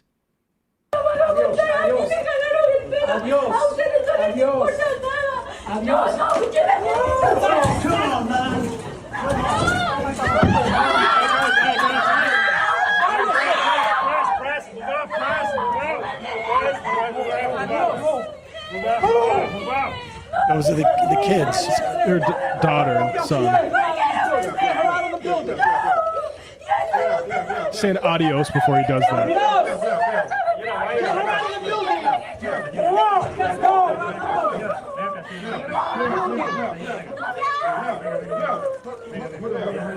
As she's That like, guy just snaps. He she's snaps. literally, because she's begging him because he was a part of the federal agents that just broke her family apart. Oh, yeah. You can see he's the guy who is grabbing her hair in the first video. And these guys are just pigs. They're disgusting pigs. And honestly, there should be a, I hope somebody somewhere has a spreadsheet.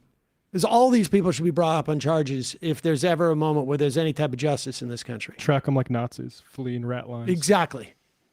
Yeah, it was crazy too. When I walked through that, like everybody had their phone up, at least, you know, people were recording it. But it's like, yeah, it shut down, like the whole block that I was on.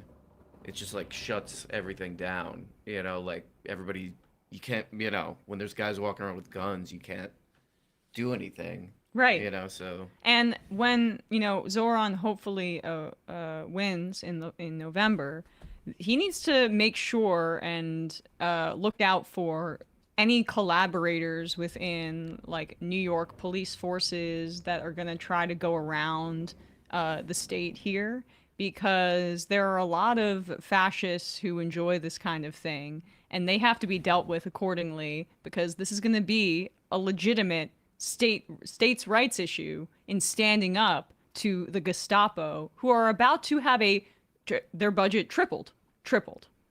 And the detention budget is like something like 300% increase, or I'm maybe forgetting the exact percentage off the top of my head. Well, They're I gonna know look at the It's bigger than the contracts FBI. too. I'm looking at the contracts and looking over there. I've looked through it and I decided who's the best people to get a contract. Thank you. Thank you, Tom. I didn't make out more than 10% of what you just said, but I feel safer already. You only get 5% unless I get $50,000. $50,000 in Wisconsin, there make more sense than that. You do 25%. Would So be wet. for every $10,000. So much saliva in your impression. It's true. That is one thing that I've checked on. I'm actually 99.9% saliva. This is also a very easy impression that body makeup. can double as Trump when his dentures are out, when he's That's making true. those calls from the toilet. That's true. RM, I heard that you brought some clips. Is that true? You're well known for clipping things. Yeah. I clip a lot of things, and that's kind of my professional expertise I'm bringing to the show today. Right. And RM looks at the feed and then finds its pulse. Exactly. You are like a professional zeitgeist measurer, right? Yeah. Is that it? And not a taste maker, but maybe like a taste examiner, Observer, Yeah, aggregator, isolator. It's like you don't. Thank you. You don't make the water under the ground, but you carry the divining rod. Distills it. Finally, somebody. I didn't say it. Yeah. You said it. Okay, thank you. These are very topical. So what too. is this? Do you need to set it up, or do we just I'm play? going to be totally honest. I don't remember. I don't know. I don't remember, but let's check this out. Oh yeah, this is so I kind of have been really, my area of research lately has been sort of like Jesus on TikTok. Is that Laura Loomer? Yeah. And do you speak? Is that Portuguese? Portuguese? I believe so. Okay. Yes, Okay. I believe so. All right. Well, I hope it doesn't say anything that is problematic. Yeah, if you speak Portuguese, maybe put in the chat. Okay. Let us So know what should we that do? says. Just run this? I guess just run this. Do you want to pop up? Okay. This is an image of like an AI Looks like generated the nun from that horror movie here. Yeah. Let's see what happens with her. I'm gonna mute the music because it's gonna. Oh yeah, that could get. But it's Jesus sort of going up to the nun, Chucky, and sort of telling them it's all gonna be okay. It's all gonna be okay, because these are, I don't know if you guys know about this, these are notoriously evil characters. The Exorcist girl, her head goes the right way around. Yeah. Oh, here's That's the it clown. So God. So it's Jesus giving a hug to sort of Jesus has been doing a lot of stuff on TikTok that I don't know Oh my who God. knows about. Yeah, there's The Shining. And is that Freddy Krueger or His sort of. Okay, I don't know who that guy. I'm gonna be honest. That might be. It looks like originally it's Freddy Krueger, and then the AI turns the mask into. Okay, yeah, that's Jason. It's Jason, That's right? Yeah, Jason. sorry. And then I guess the mask goes away. Okay. The AI has sort of mask removal technology. Oh wow! And then it's a human being underneath that. I mask. kind of found this because Okay. people were sending me. They were like immediately. This was happening with like Charlie Kirk stuff. And I hope they don't do this. Jigsaw. I mean, I think those guys, when Jesus came, they realized what I was doing all those times was wrong.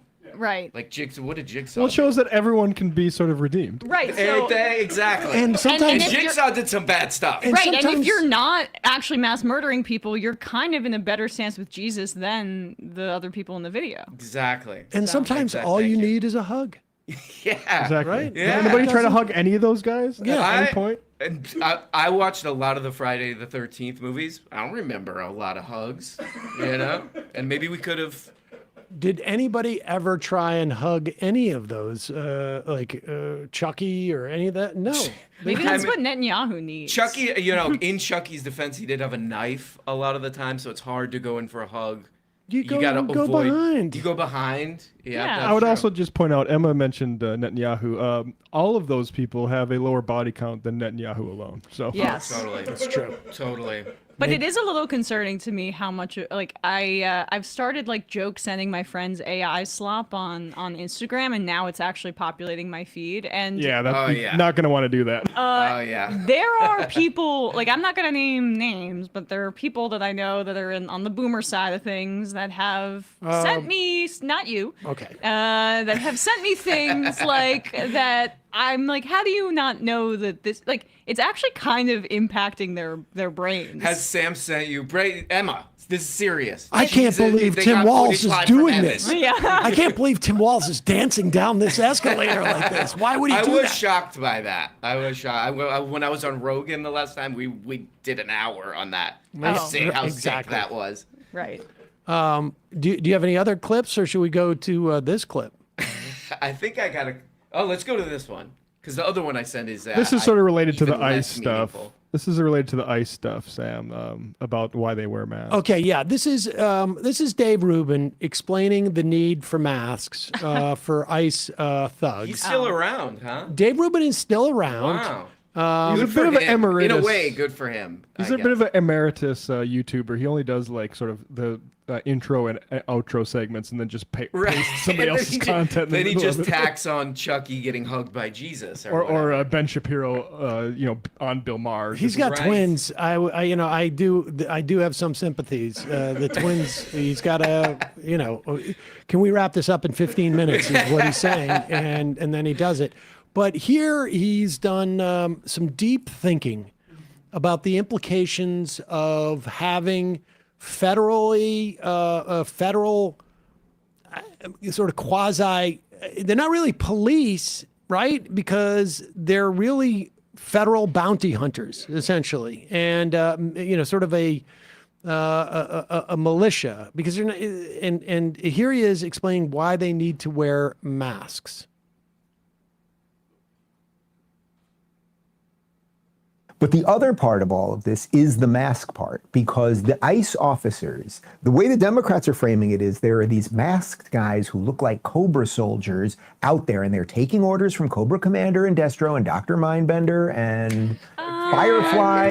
Going into G.I. Joe stuff. Is that how we're thinking about it, guys? Like I- a G.I. Joe episode? Infamously, Tim Pool is a fan of Oh, looking through politics in this particular lens of, Marvel or other kinds of movies. We do not think this way. Dropping in a reference to explain things, but the idea that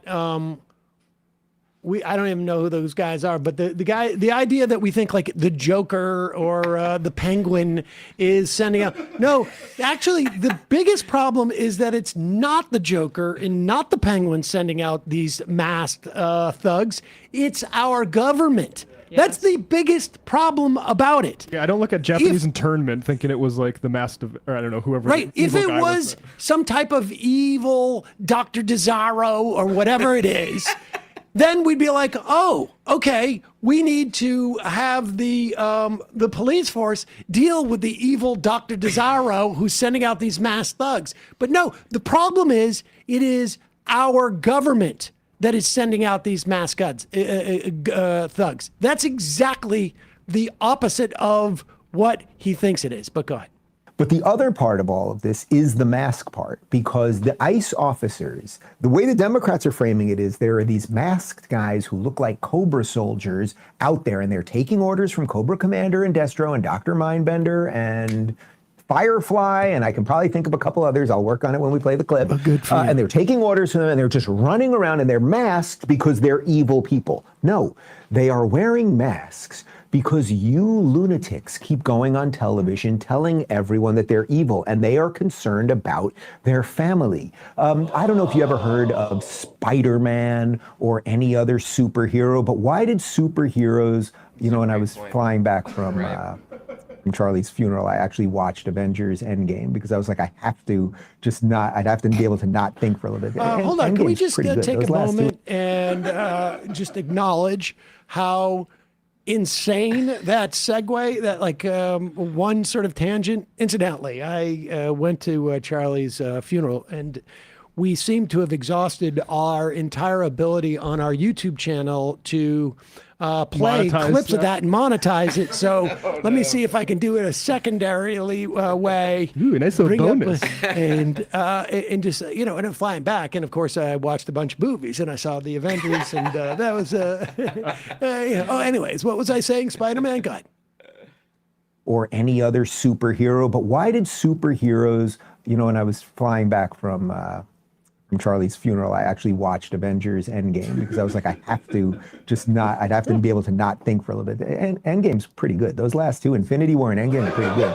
But why do superheroes wear masks? You know why superheroes wear masks? And they always point it out in all the movies. Good. They don't wear the masks for themselves. They wear the masks to protect their family. Spider-Man wore the mask not because he was afraid that Green Goblin was coming to get him. Green Goblin was coming to get him either way. He didn't want Green Goblin to rape Auntie M. Auntie M? Right, that was Auntie M. Right. She was Auntie M, right? Can you... Are you fucking kidding me right now? You just threw a rape anti-M thing in there? In what scenario are we seeing, like, in Avengers Endgame, what we're going to see next is the rape thing? Right. Yeah, God. You just have to throw in a violence against women thing in there just to get the people going and remind people that even though you're a gay guy, you still hate women just like the rest of your audience. You know, he does have a big problem here, though, with Clark Kent and Superman. That's true. So. Maybe the ice agents just need Well, to he doesn't wear a mask. Well, he took his glasses off, which is the same thing. So the idea is that they're just trying to protect their family, and so necessarily they're superheroes. Right. It is so hard to go through history or at any other time and find examples of anything other than fictional superheroes who wear masks to protect their family. Matt, do you have those clips from the Slack? Those other two that are right behind it? Sorry, I'm not sure what you're talking about. Okay, go to where that clip was. I put two in there right after it as examples of this. Oh, yes. Okay, play the first one first. Here's an example of some superheroes who are wearing masks because, of course, they're afraid of having their aunt sexually assaulted. Here it is, right there. Yes, this is in Ohio, and these, go ahead, right here. Good. Oh, do you wave audio? Dramatic increase in similar incidents nationwide. Here's ABC's Rena Roy. Tonight, an Ohio community on edge after this group, masked and dressed in black, marched through the streets of Columbus Saturday, carrying firearms and flags with swastikas. There's legitimate. Okay. Now you understand why these swastika carrying gentlemen, because they're all family men.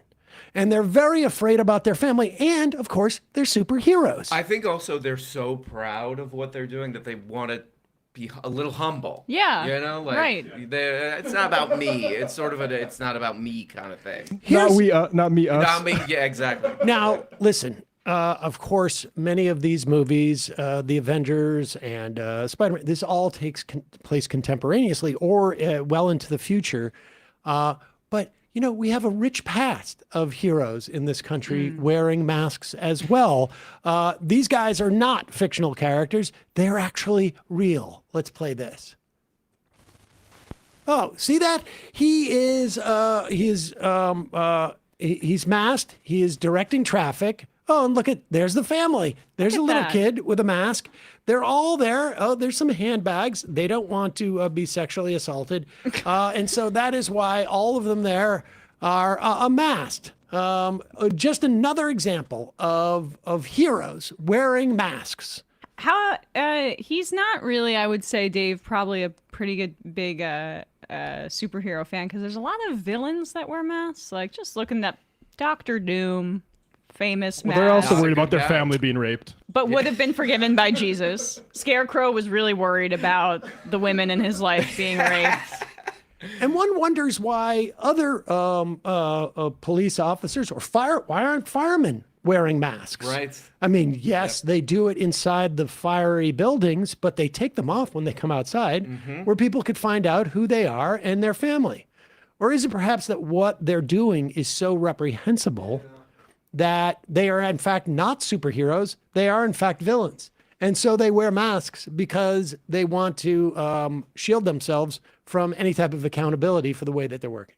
Also, there was actually a reason to wear a mask for I wouldn't say heroic, but for a kind reason that occurred over the past few years in the once-in-a-lifetime, hopefully, pandemic that we lived through, which Dave Rubin was extremely against. So the mask wearing Where are we on the map of consciousness and yeah. analyzing this Yeah, right they now? should be Different. very- Oh, okay, but fair enough. Yeah. So if you see any of these chin diaper wearing guys, Yeah. out there, Right. make sure that you Beta, very beta. Yeah. Yeah. I think, calling them beta and chin diapers. Do they have? Maybe ask them like, does your chin have diarrhea? Yeah. Why do you need to wear a chin diaper? That's a burn. That's Oh, a yeah. burn they won't recover from. Exactly. They get that. Remember the Superman movie where he was kicking his gun all over the sidewalk and he was trying to detain the guy? Superman, that was his Keystone Cops era when he was fumbling around. This is before they've gotten their powers back, right? You know? Superman's accidentally Yes. Yes, they don't have their full powers yet, aka the billions and billions of dollars of funding from the federal government to fund our Gestapo. Which apparently is hate speech. I'm sorry, I shouldn't actually say that. J.D. Vance says as much. Did you just come with one clip? I see, the other ones are they're stupid to the point of I think they will slow the I mean, show this down. was previously covered on R.M. Brown's okay. program. Great. Oh. I believe this was. Maybe Yeah. we got it somewhere else. Okay, is this another example of this? Okay, so walk us through this. Oh yeah, I watched PBD have a wonderful conversation with Nick Fuentes about how Jews control everything, Right. and PBD was good hearted enough to say like I would love to be able to control everything too. So I'm not going to blame them. It was finally, it was nice to see a calm, rational conversation talking about the different nuances of anti-Semitism. Half of that interview too, he's like, "Hey, look, you're a smart guy. You're so smart. You're so well spoken. Why don't you just cool it on the racist stuff?" And Yeah, it's like, tone well, it that's down a little that's bit. kind of my whole bit. So what do I if I don't have that? What do You're I a great communicator, but you're communicating all this racism. Also, like, is he that? I mean, is he that great of a communicator? He can speak on camera, I think the point that it's irrelevant and that his Yes. fundamental core brand proposition is racism Yes. and anti-Semitism. Yes. Arguably homophobia, but it's not clear. He seems very confused about that. I think at one point Nick Fuentes said that it was very gay to have sex with women, Right. which is and God forbid he would not want to be gay, and so he apparently is or claims to be asexual. Is my understanding. Of course. Anyways, so here is PBD. And what's he doing? What's he doing here? So this is them last week after Candace Owens makes this threat to TPUSA saying if it goes in a direction that I don't approve of, I will go scorched earth. And this is She goes scorched earth a lot. She does. I She's think kinda always that's her scorching main the earth. Get a little closer there. I think that's her main earth approach. there you go. Yeah. this is them. They'll eventually go back to our favorite, the map of consciousness. Oh yeah. Be an enemy of you. There will be nothing that can stop me. Okay? And I want you guys to understand this is not a threat. This is a promise. There will be Hold on for 1 second. I nothing. got to ask this question. I'm sorry. Who is she talking to? Why is the camera 6 inches to her left? Is she? They switch shots sometimes. I think she's talking to. This is the two-shot That's- Sam hates. That's like a very 90s thing, right? Oh yeah, Would it be like it's horrible. But at least the 90s thing, they'll go clock like closer to like 90 degrees. Yeah. This is really just like 8 degrees off of You know where what? the We camera. should reach out. They should go full 90s where it's black and white, handheld. I think it's what we should all shaking. do is we should all talk like this, as if there's someone else in the studio that we're talking to. And listen, I appreciate you coming in and shooting this, but we've got another show over here that we're doing. This is the official camera. You can overhear You're me just not talking. saying- exactly.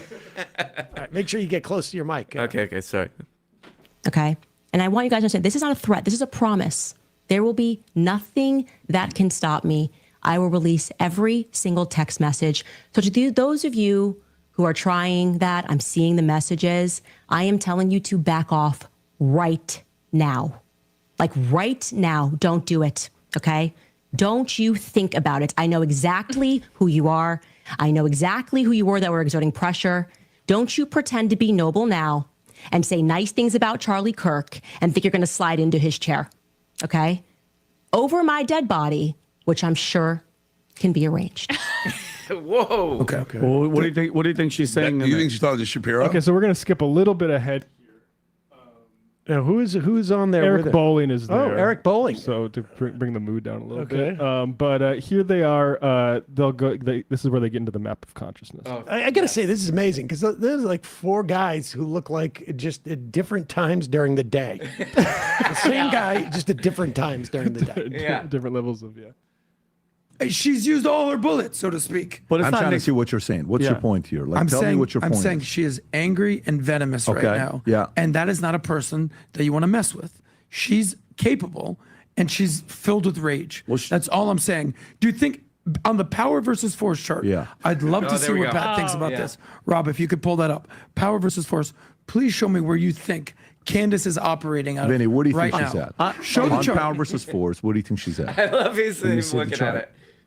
We just did this at the vault. If I had to where Go Take this so to the serious. third Punch in, row Rob? level. Do Right they? there. What is going on here? Like, how much money do they get Yeah. every time they show this? This is Yeah. just the most bizarre. And they get it from the same place I Honestly, do, which is Google this image map search. of consciousness. What is it? It's this is where I get. I just Google image map of consciousness and then see what comes up. There is. I would bet everything I own that they use this map of consciousness as a tool in what PBD's business is. His main business is business consulting. And he has like 40 guys working for him, maybe more, in a building that's right across, it's on like this airstrip, and like right across it, working in this building, doing this. And I am convinced they must use this map of consciousness as a business consultant thing. And they do this as a way of like giving it legitimacy. I could see that. I could also just see them being so emotionally stunted that this is the only way they know how to categorize. Yeah. You may be right, Emma, things. but Matt, could you why don't you pull up the Majority Report trucker hats and let's take a look at that and see if that gives us some answers to what we're looking for, because that is one of the ways that we can divine what's going on is by looking at a Majority Report trucker's hat Is there a available in 2 keychain? different colors. I'm feeling kind of keychainy right now. I don't know if that's No purchasable. keychain. No Pull up the keychain. Majority Report merch store, Yeah. and we will figure out what's going on here. We should sell mood rings that tell people which Ooh. part of the map of consciousness they're on. That's really good. Perfect. Right. She's angry. She's in anger. Yeah. It always ends up there. Every She's time. angry, which a lot of people are. Oh, So she's below the yeah. what do you call it? Which The is not a bad neutrality thing. line? That's just, guess what? I've fluctuated all over this damn thing. But I think, Adam, because what she's talking about for this Ben Shapiro. You think that's not a bad thing? No, I didn't say it's a good or a bad thing. I just said where You she's said at. it's not a bad thing. You think? I'm saying so. it- You I think? think at You know, a, at a this is time kind of like like maybe the thing I like about PBD is that these are all also like sales tricks.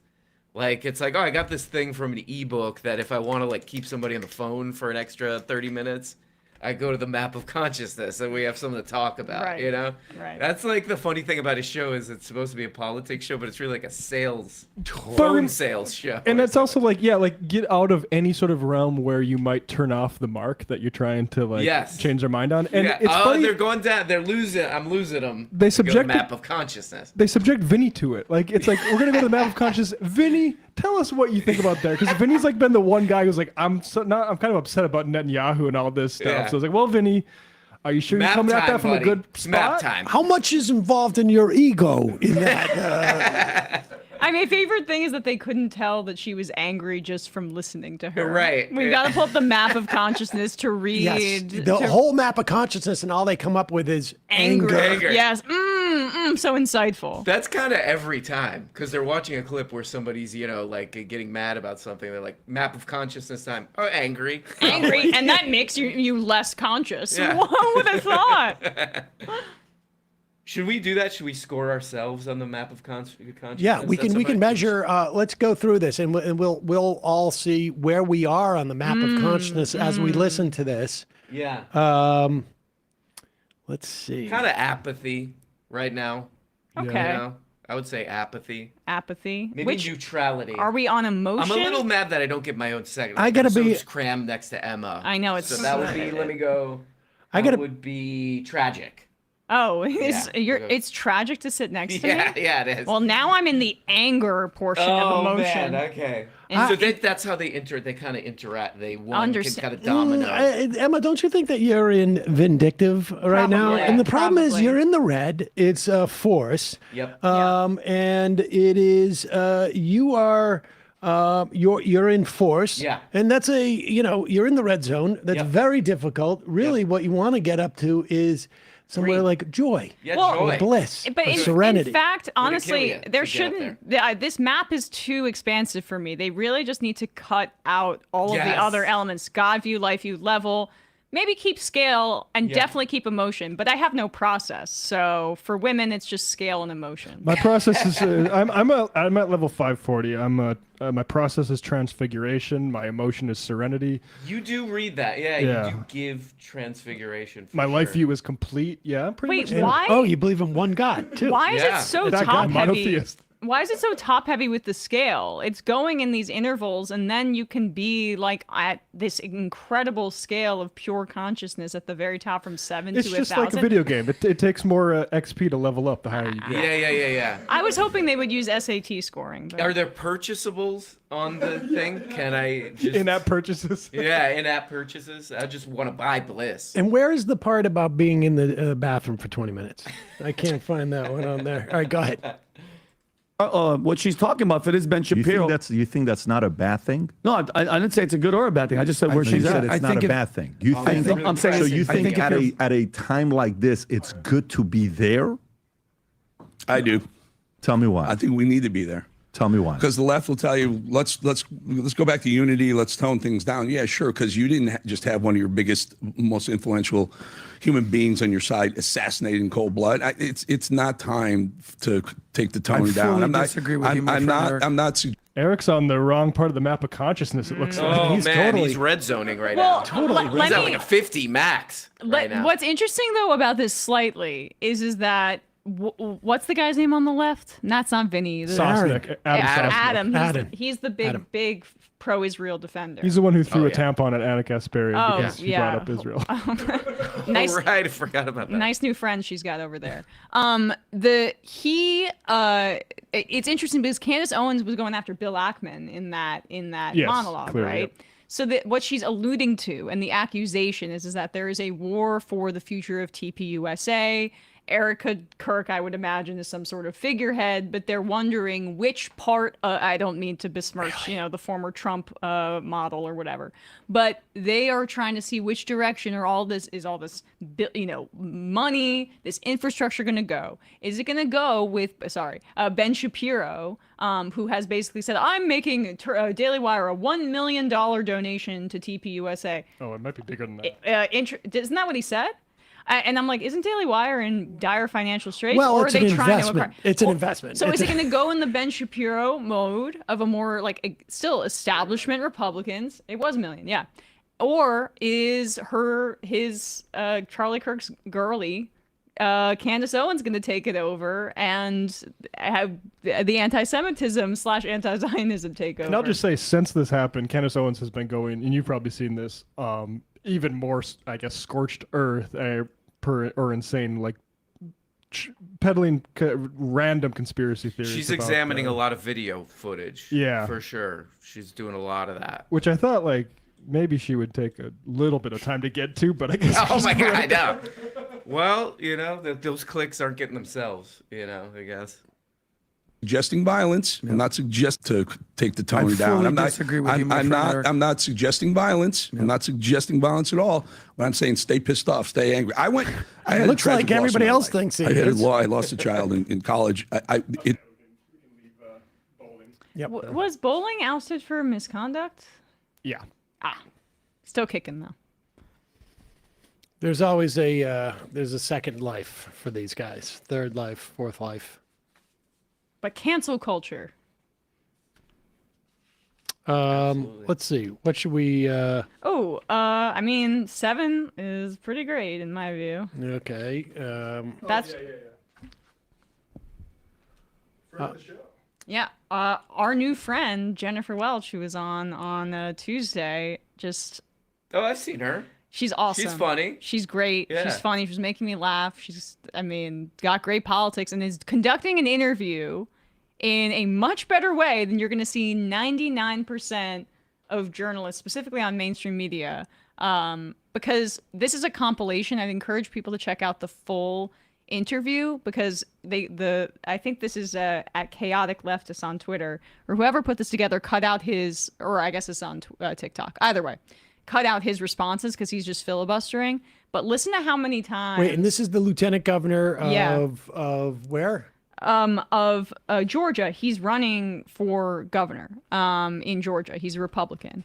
And I guess he went on their show, interestingly. And she just completely hammers him or won't let up on, will you take AIPAC money? Will you take AIPAC money or have you taken AIPAC money? I'm not certain if I've taken it or not. I've been in office 10 years. It doesn't jump out at me as I'm taking it. But I think the most important part but will you for this race? I have no idea. I haven't even thought about it. Okay, come on, Jeff. This is sorry, actually. like Can there's you a pause genocide going. He was a Republican until like very, very recently, this year. So I'm sorry for getting that wrong. And but he's running for a Democratic. He's running for the Democratic nominee as governor in. yes, I stand corrected. That's why he's going on their show. I've been in office 10 years. It doesn't jump out at me as I'm taking it. But I think the most important part But will you for this race? I have no idea. I haven't even thought about it. Okay, come on, Jeff. This is like there's a genocide going on right now. In even human rights, Israeli human rights groups see this, that the United States of America is funding. To see these kids starving. And to not know if you're going to be beholden to the Israeli lobby is to me is not something that should take time to think about, because you started off this interview with us talking about your faith. It is. Will you take AIPAC money in this race? I have no idea. I haven't even thought about it. Wow.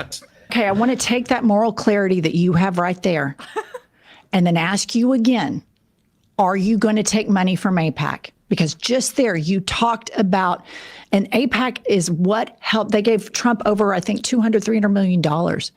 Are you going to take money from a group that lobbies to deny that that's happening to those children? I'm not going to give you the shallow answer of saying yes or no, because if you can have moral clarity to talk about the starvation, the famine, and the genocide, then it's a very easy jump to then just say across the board, you wouldn't believe how popular you'd be, Jeff. You just wouldn't believe how popular you'd be if you said, I am not taking money from AIPAC. We'll certainly continue to look at it. But I hope that you do. Jeff, I wish you the best of luck. I hope that you can report back to us sometime soon that you've thought about these AIPAC donations and that you will not accept them and partner with them in this, because I think that you will have so much more credibility. And how uncomfortable did I make you? All right, I was kind of all in. You should bring up the I map wish of that people- consciousness for him. Is obfuscation on there? I mean, his answers, we almost, it was like fully 6 minutes. We couldn't play the whole thing, but the way he dodges and tries to do the traditional politician thing, it was just phenomenal. I'll look at it. I like that. It's something I'll look at. I'm not looking at the shallow answer. I'm looking at some of his fundraisers, and I don't even know if AIPAC is on there, and he may not know, but the value of this is it signals to other candidates like, this is toxic. This is radioactive. There's no point in me taking this money because it's going to be, it's going to cause me problems. It's the same thing that that having Torres on Adam Friedland's show did, which is it ends up signifying to politicians, because understand, like, they're just put their fingers up in the wind and on this kind of stuff. Although there's obviously a huge sort of like artificial, like a fan blowing in one direction. Yeah. But when the wind starts going the other direction, it's really helpful stuff, because, you know, nobody's out there going like, she's some She's green-haired, Right. nose piercing, college student who's doing this. Yep. It's literally like She was good. She's good at like not letting up either. I like the.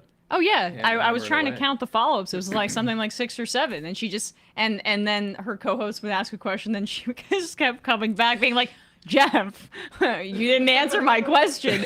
I mean, it's amazing. It really is. She's got a great BS detector. Yeah, so, not to suck up to Jennifer too much, but that's actually what great work. independent media should be doing. Uh-huh. Is she in Georgia too? It No, is Oklahoma, impressive but moving to that New York. Yeah. she has that space where she can get people on there and they just don't expect what's coming. Right. Yep. Might be the southern accent. Maybe there's something like sweet about this. It's like, oh, this would be fine. Then she gets you. I think they see Oklahoma and they assume like Blue Dog or something like. Right. Yeah. Yeah. Well, it's also kind of why Slot King went on Breaking Points, remember? Because she thought it was a conservative and a liberal and like that it would be a down the middle show. Yeah. That was what it seemed to be the case, and didn't realize, no, that's not what you're getting with Crystal in particular. That was great. What I guess we're doing a freebie Friday. Whoa. I can't Joy, believe Everybody's in we're joy giving now. Ren Brown for free to I know. everybody. We're undercutting a huge business failure. We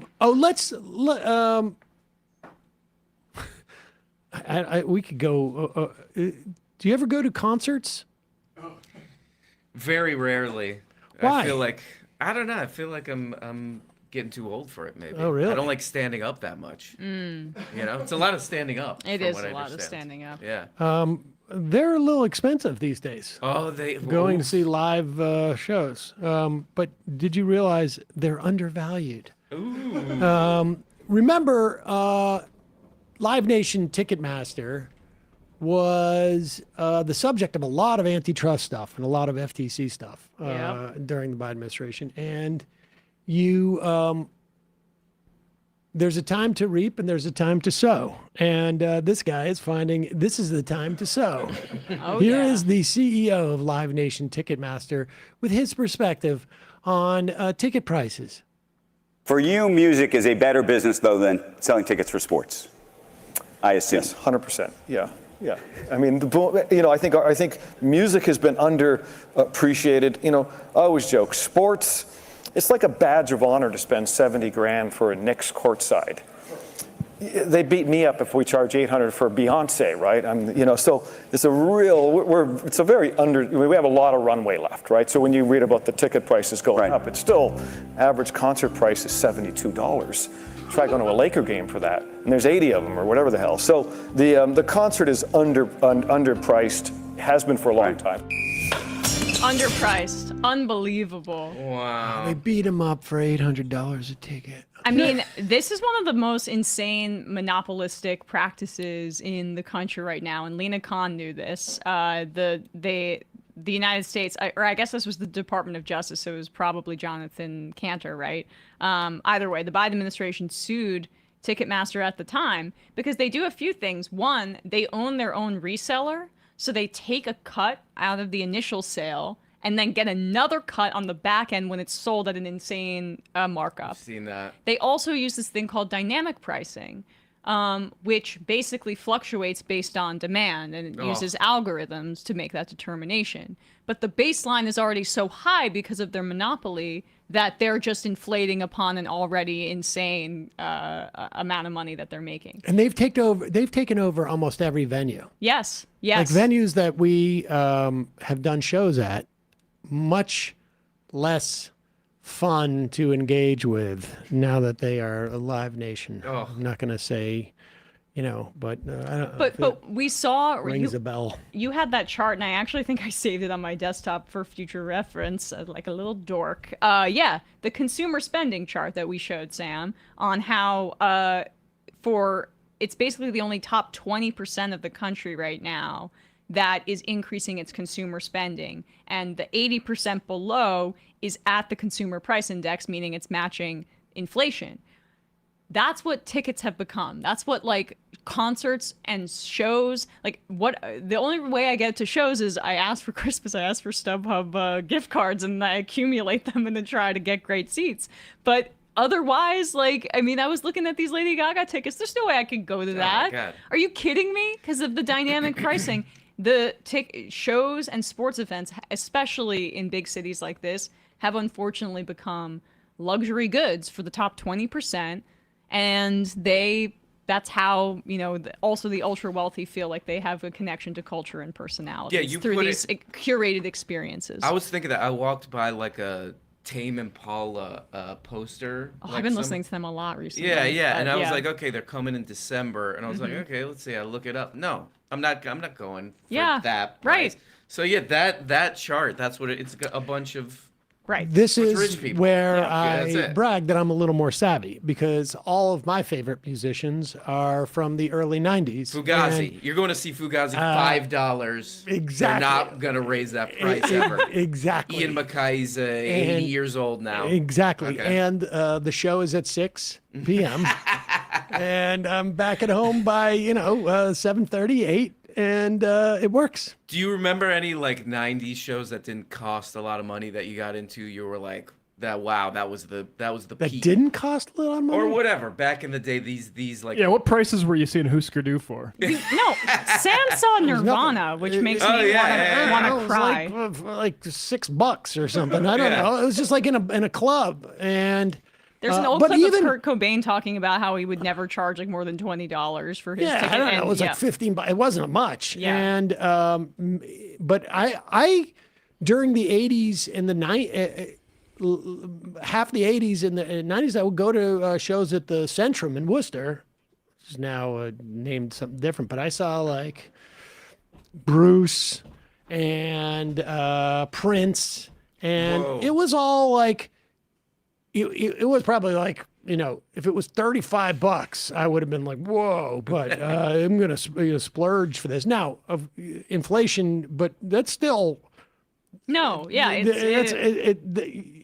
That's not $800 in 1980, in today's dollars. And this was like over 10 years ago, but I saw Louis C.K. at Madison Square Garden. Of course, Louis, different time now. But what I loved about what he was doing then was I think, banned resale. And my friend and I were able to see him with great seats at MSG Nice. for like $50 each or something like Wow. that. But artists could make these decisions. But in part, not to go down another wormhole, but these big artists are not, and not even big artists are not making money on sales of records anymore because streaming has destroyed the model. So artists are complicit in this, but they're also needing to make their money on tour.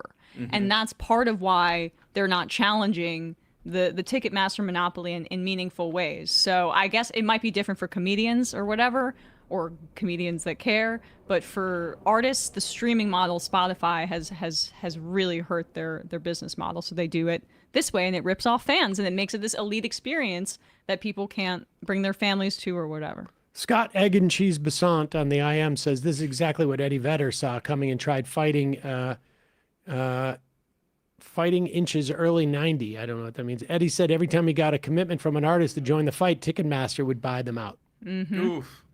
Yeah, I'm not surprised by that. There used to be a thing at South by Southwest too, where it would be like, well, now it's like, to get a badge to go see these like musicians is like prohibitively expensive. You can't do it. So there's like this class tier where it's like the badge holders are just like tech guys or whatever.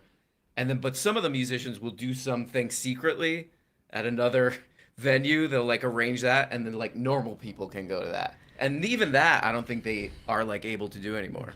Yeah. So it's like this weird, like tiered thing where like the badge holders are like the. I gotta run to the bathroom. Okay. You guys. We'll just keep. How about I read some IMs?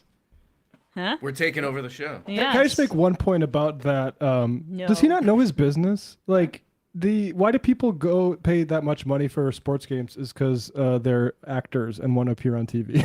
Oh, right. And also sport events, like even in Bismarck, the sort of Dakota Wizards, the minor league basketball team that I used to love.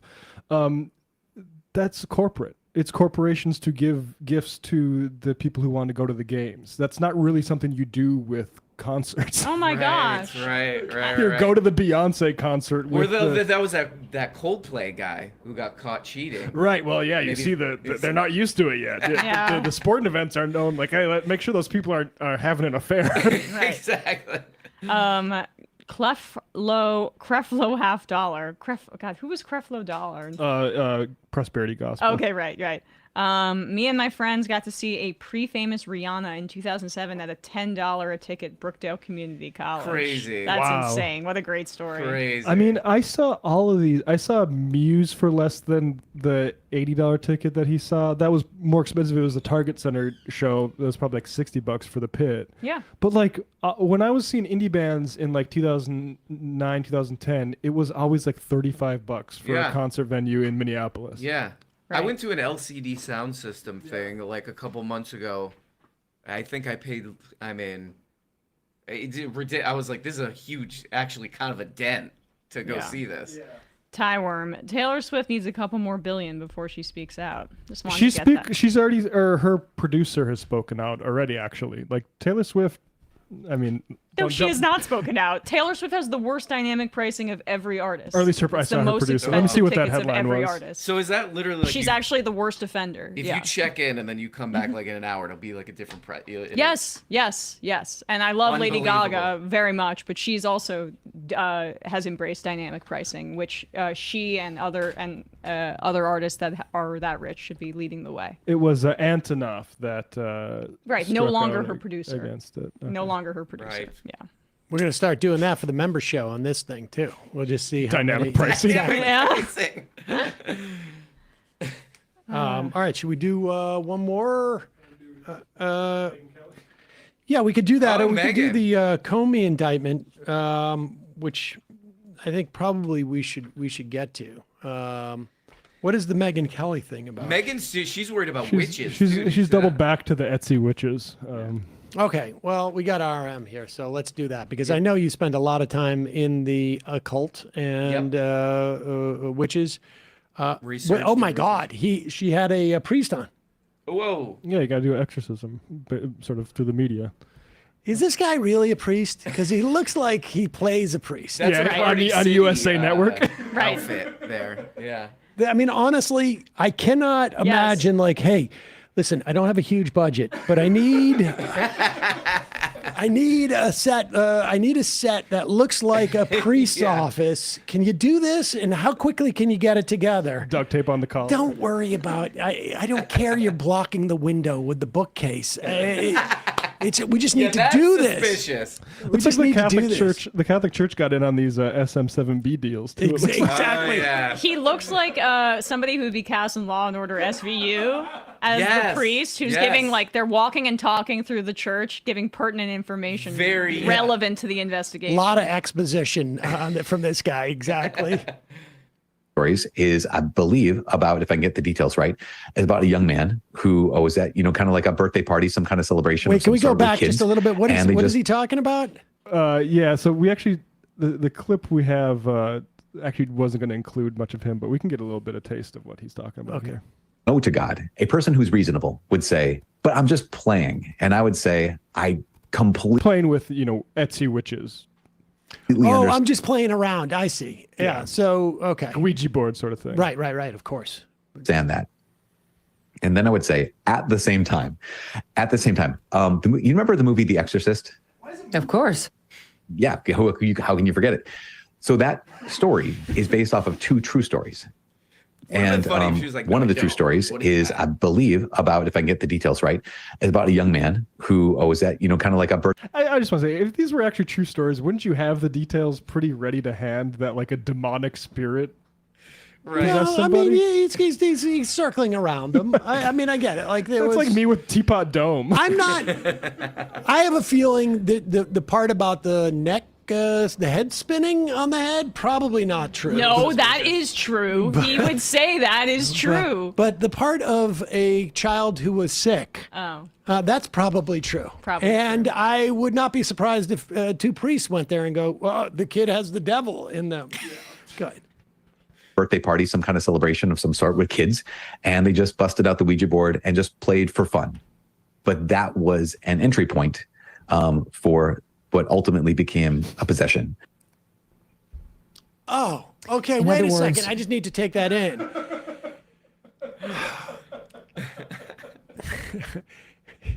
This is the part of the story you're not going to believe.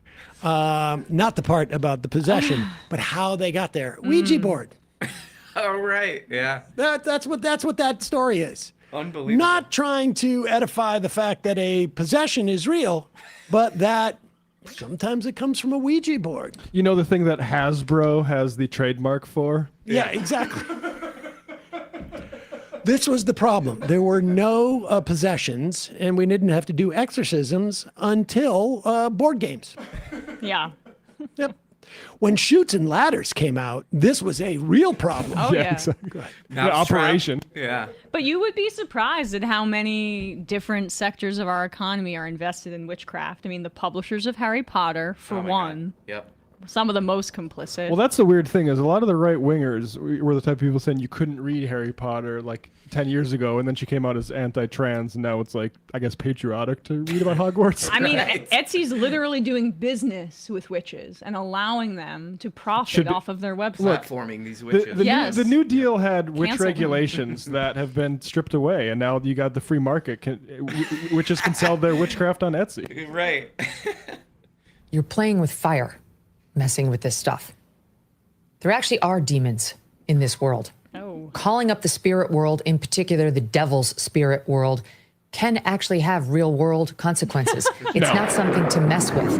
Many Christians believe this. Yeah, they're wrong. This is dangerous. It's not a game. It's literally evil.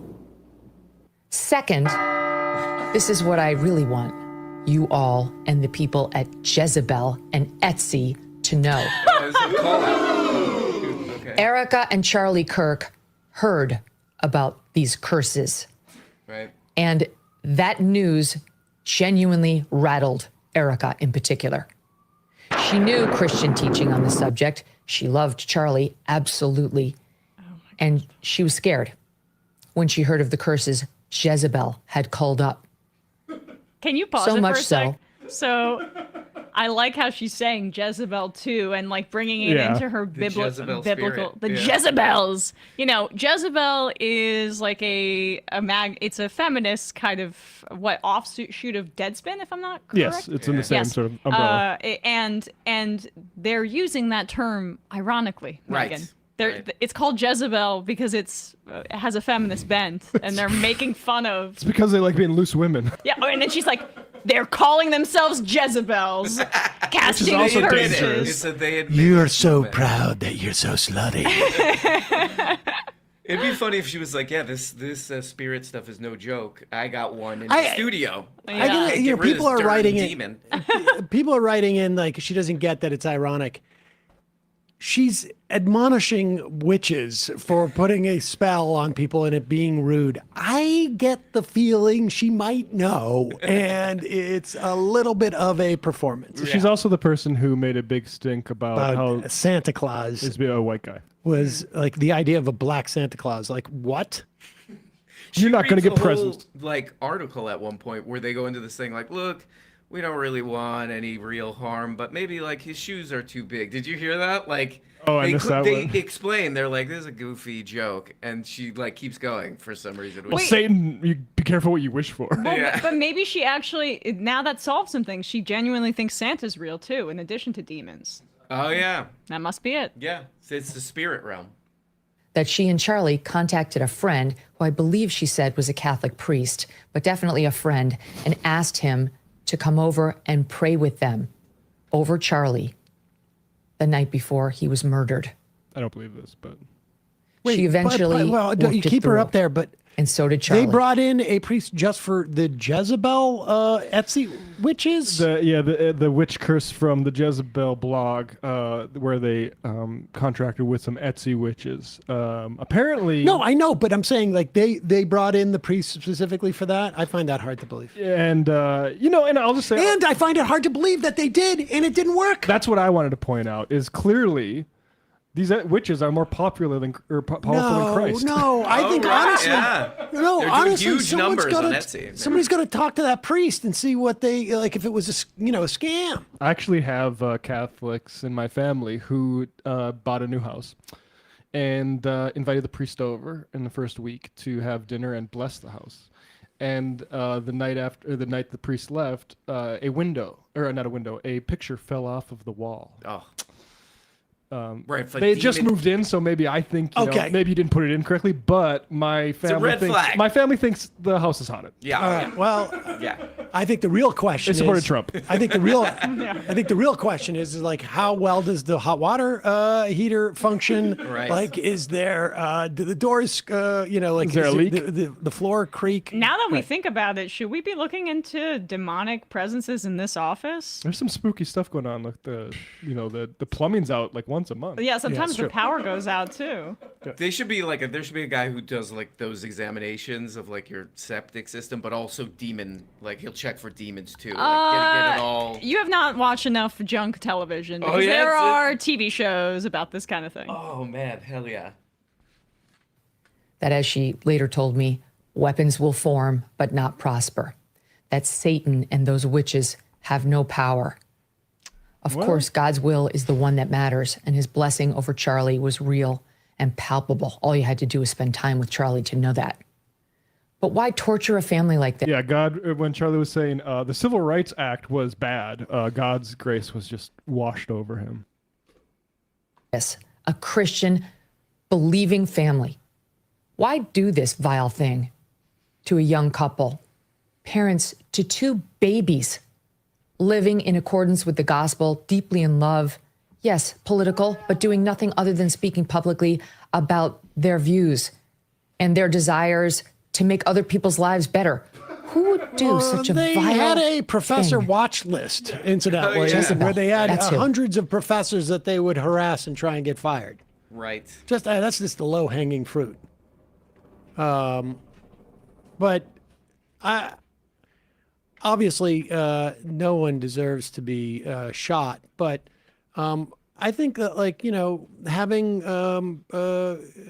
websites and blogs, put curses on you is probably just, the way It's that the it works. free market, Yeah. right? So I thought, if you get a curse, then you go on Etsy and you find someone to undo or fight against that curse.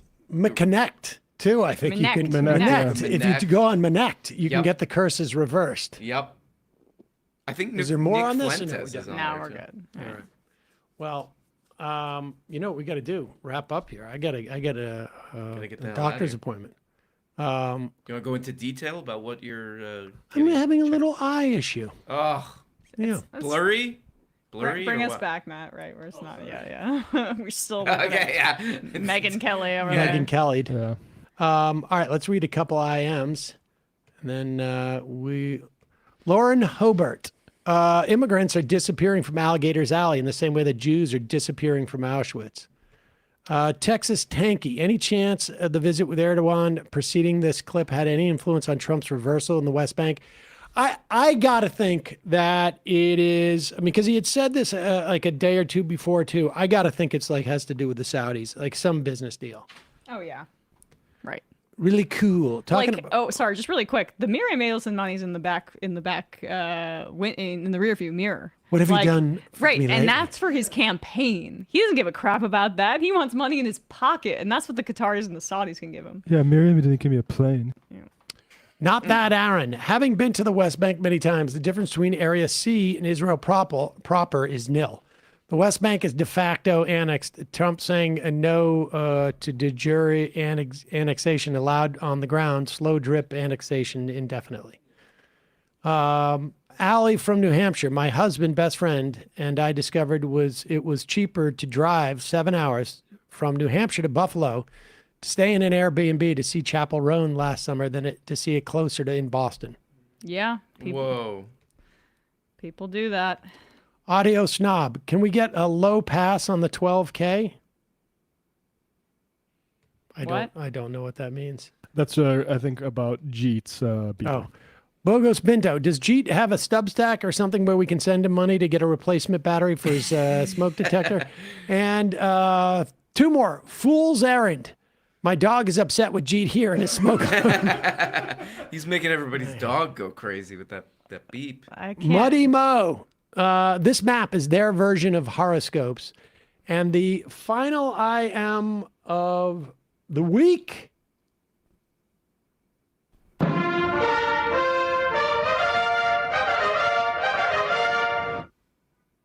Sharts McGee. Speaking of cash grabs, check out the Riyadh Comedy Fest lineup. Oh, I did see that. Yeah. There's like 30 comedians, some that you like, some that you don't. Yeah. Who, I mean, Bill Burr's the main disappointment. Yeah. Yeah. What's up with that? From the perspective of a comedian, I mean, I would not do it. I just want to make that clear. And I'm letting anybody off the hook, but I know the mentality. And they're like, I'm getting asked to go, like, if I went there on my own, nobody would care. Well, but that's sort of the point. But I would. My other part is like, I don't like white Westerners acting like we have some sort of like moral leg to stand on in this current moment with Saudi Arabia. Yes, obviously the killing of Jamal Khashoggi, the way they use slave labor or whatever.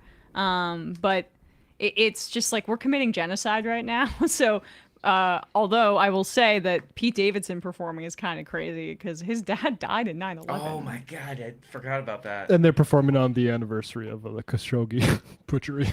So he was on Theo Vaughn. I wonder if he dressed that. That would be interesting to see Pete Davidson talking about that. Seems weird. Seems a little weird. rough. Little Yeah, I weird. mean, they were pretty responsible for 9/11, which killed your dad. So, all right, leaving it be. Matt, Brian at Absentia, Emma, great job this week. RM Brown, where can people find you? Oh yeah, check out the RM Brown YouTube channel. Also, I was asked to say that Francesca's doing a show October 13th. Where? In New York? New York. New York all City, right. Bell House. Didn't hear about that. That's interesting. You guys didn't hear about that? No, that's weird.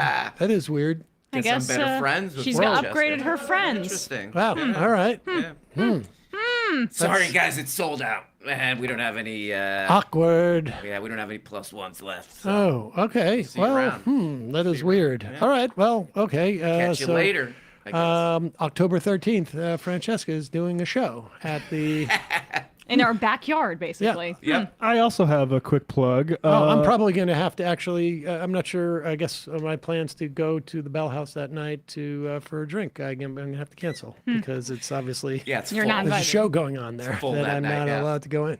On Monday, myself and David Griscom will be phone banking with DSA to encourage members to sign up for solidarity dues. You can sign up at dsausa.us/LRPB. That will be at 6 p.m. Eastern Monday. Let's put a link in the podcast and YouTube description because that is a not easy URL. I couldn't even follow anything you said. Why don't people use Bitly more? Just don't get it. Yeah, Bitly's good. Why don't they squat domain // dot comp / .mov. All right, let's wrap up. Thanks, Hiram. Very Yeah. Thanks for having me. Yeah, thanks, guys. Thanks. Folks, see you on Monday.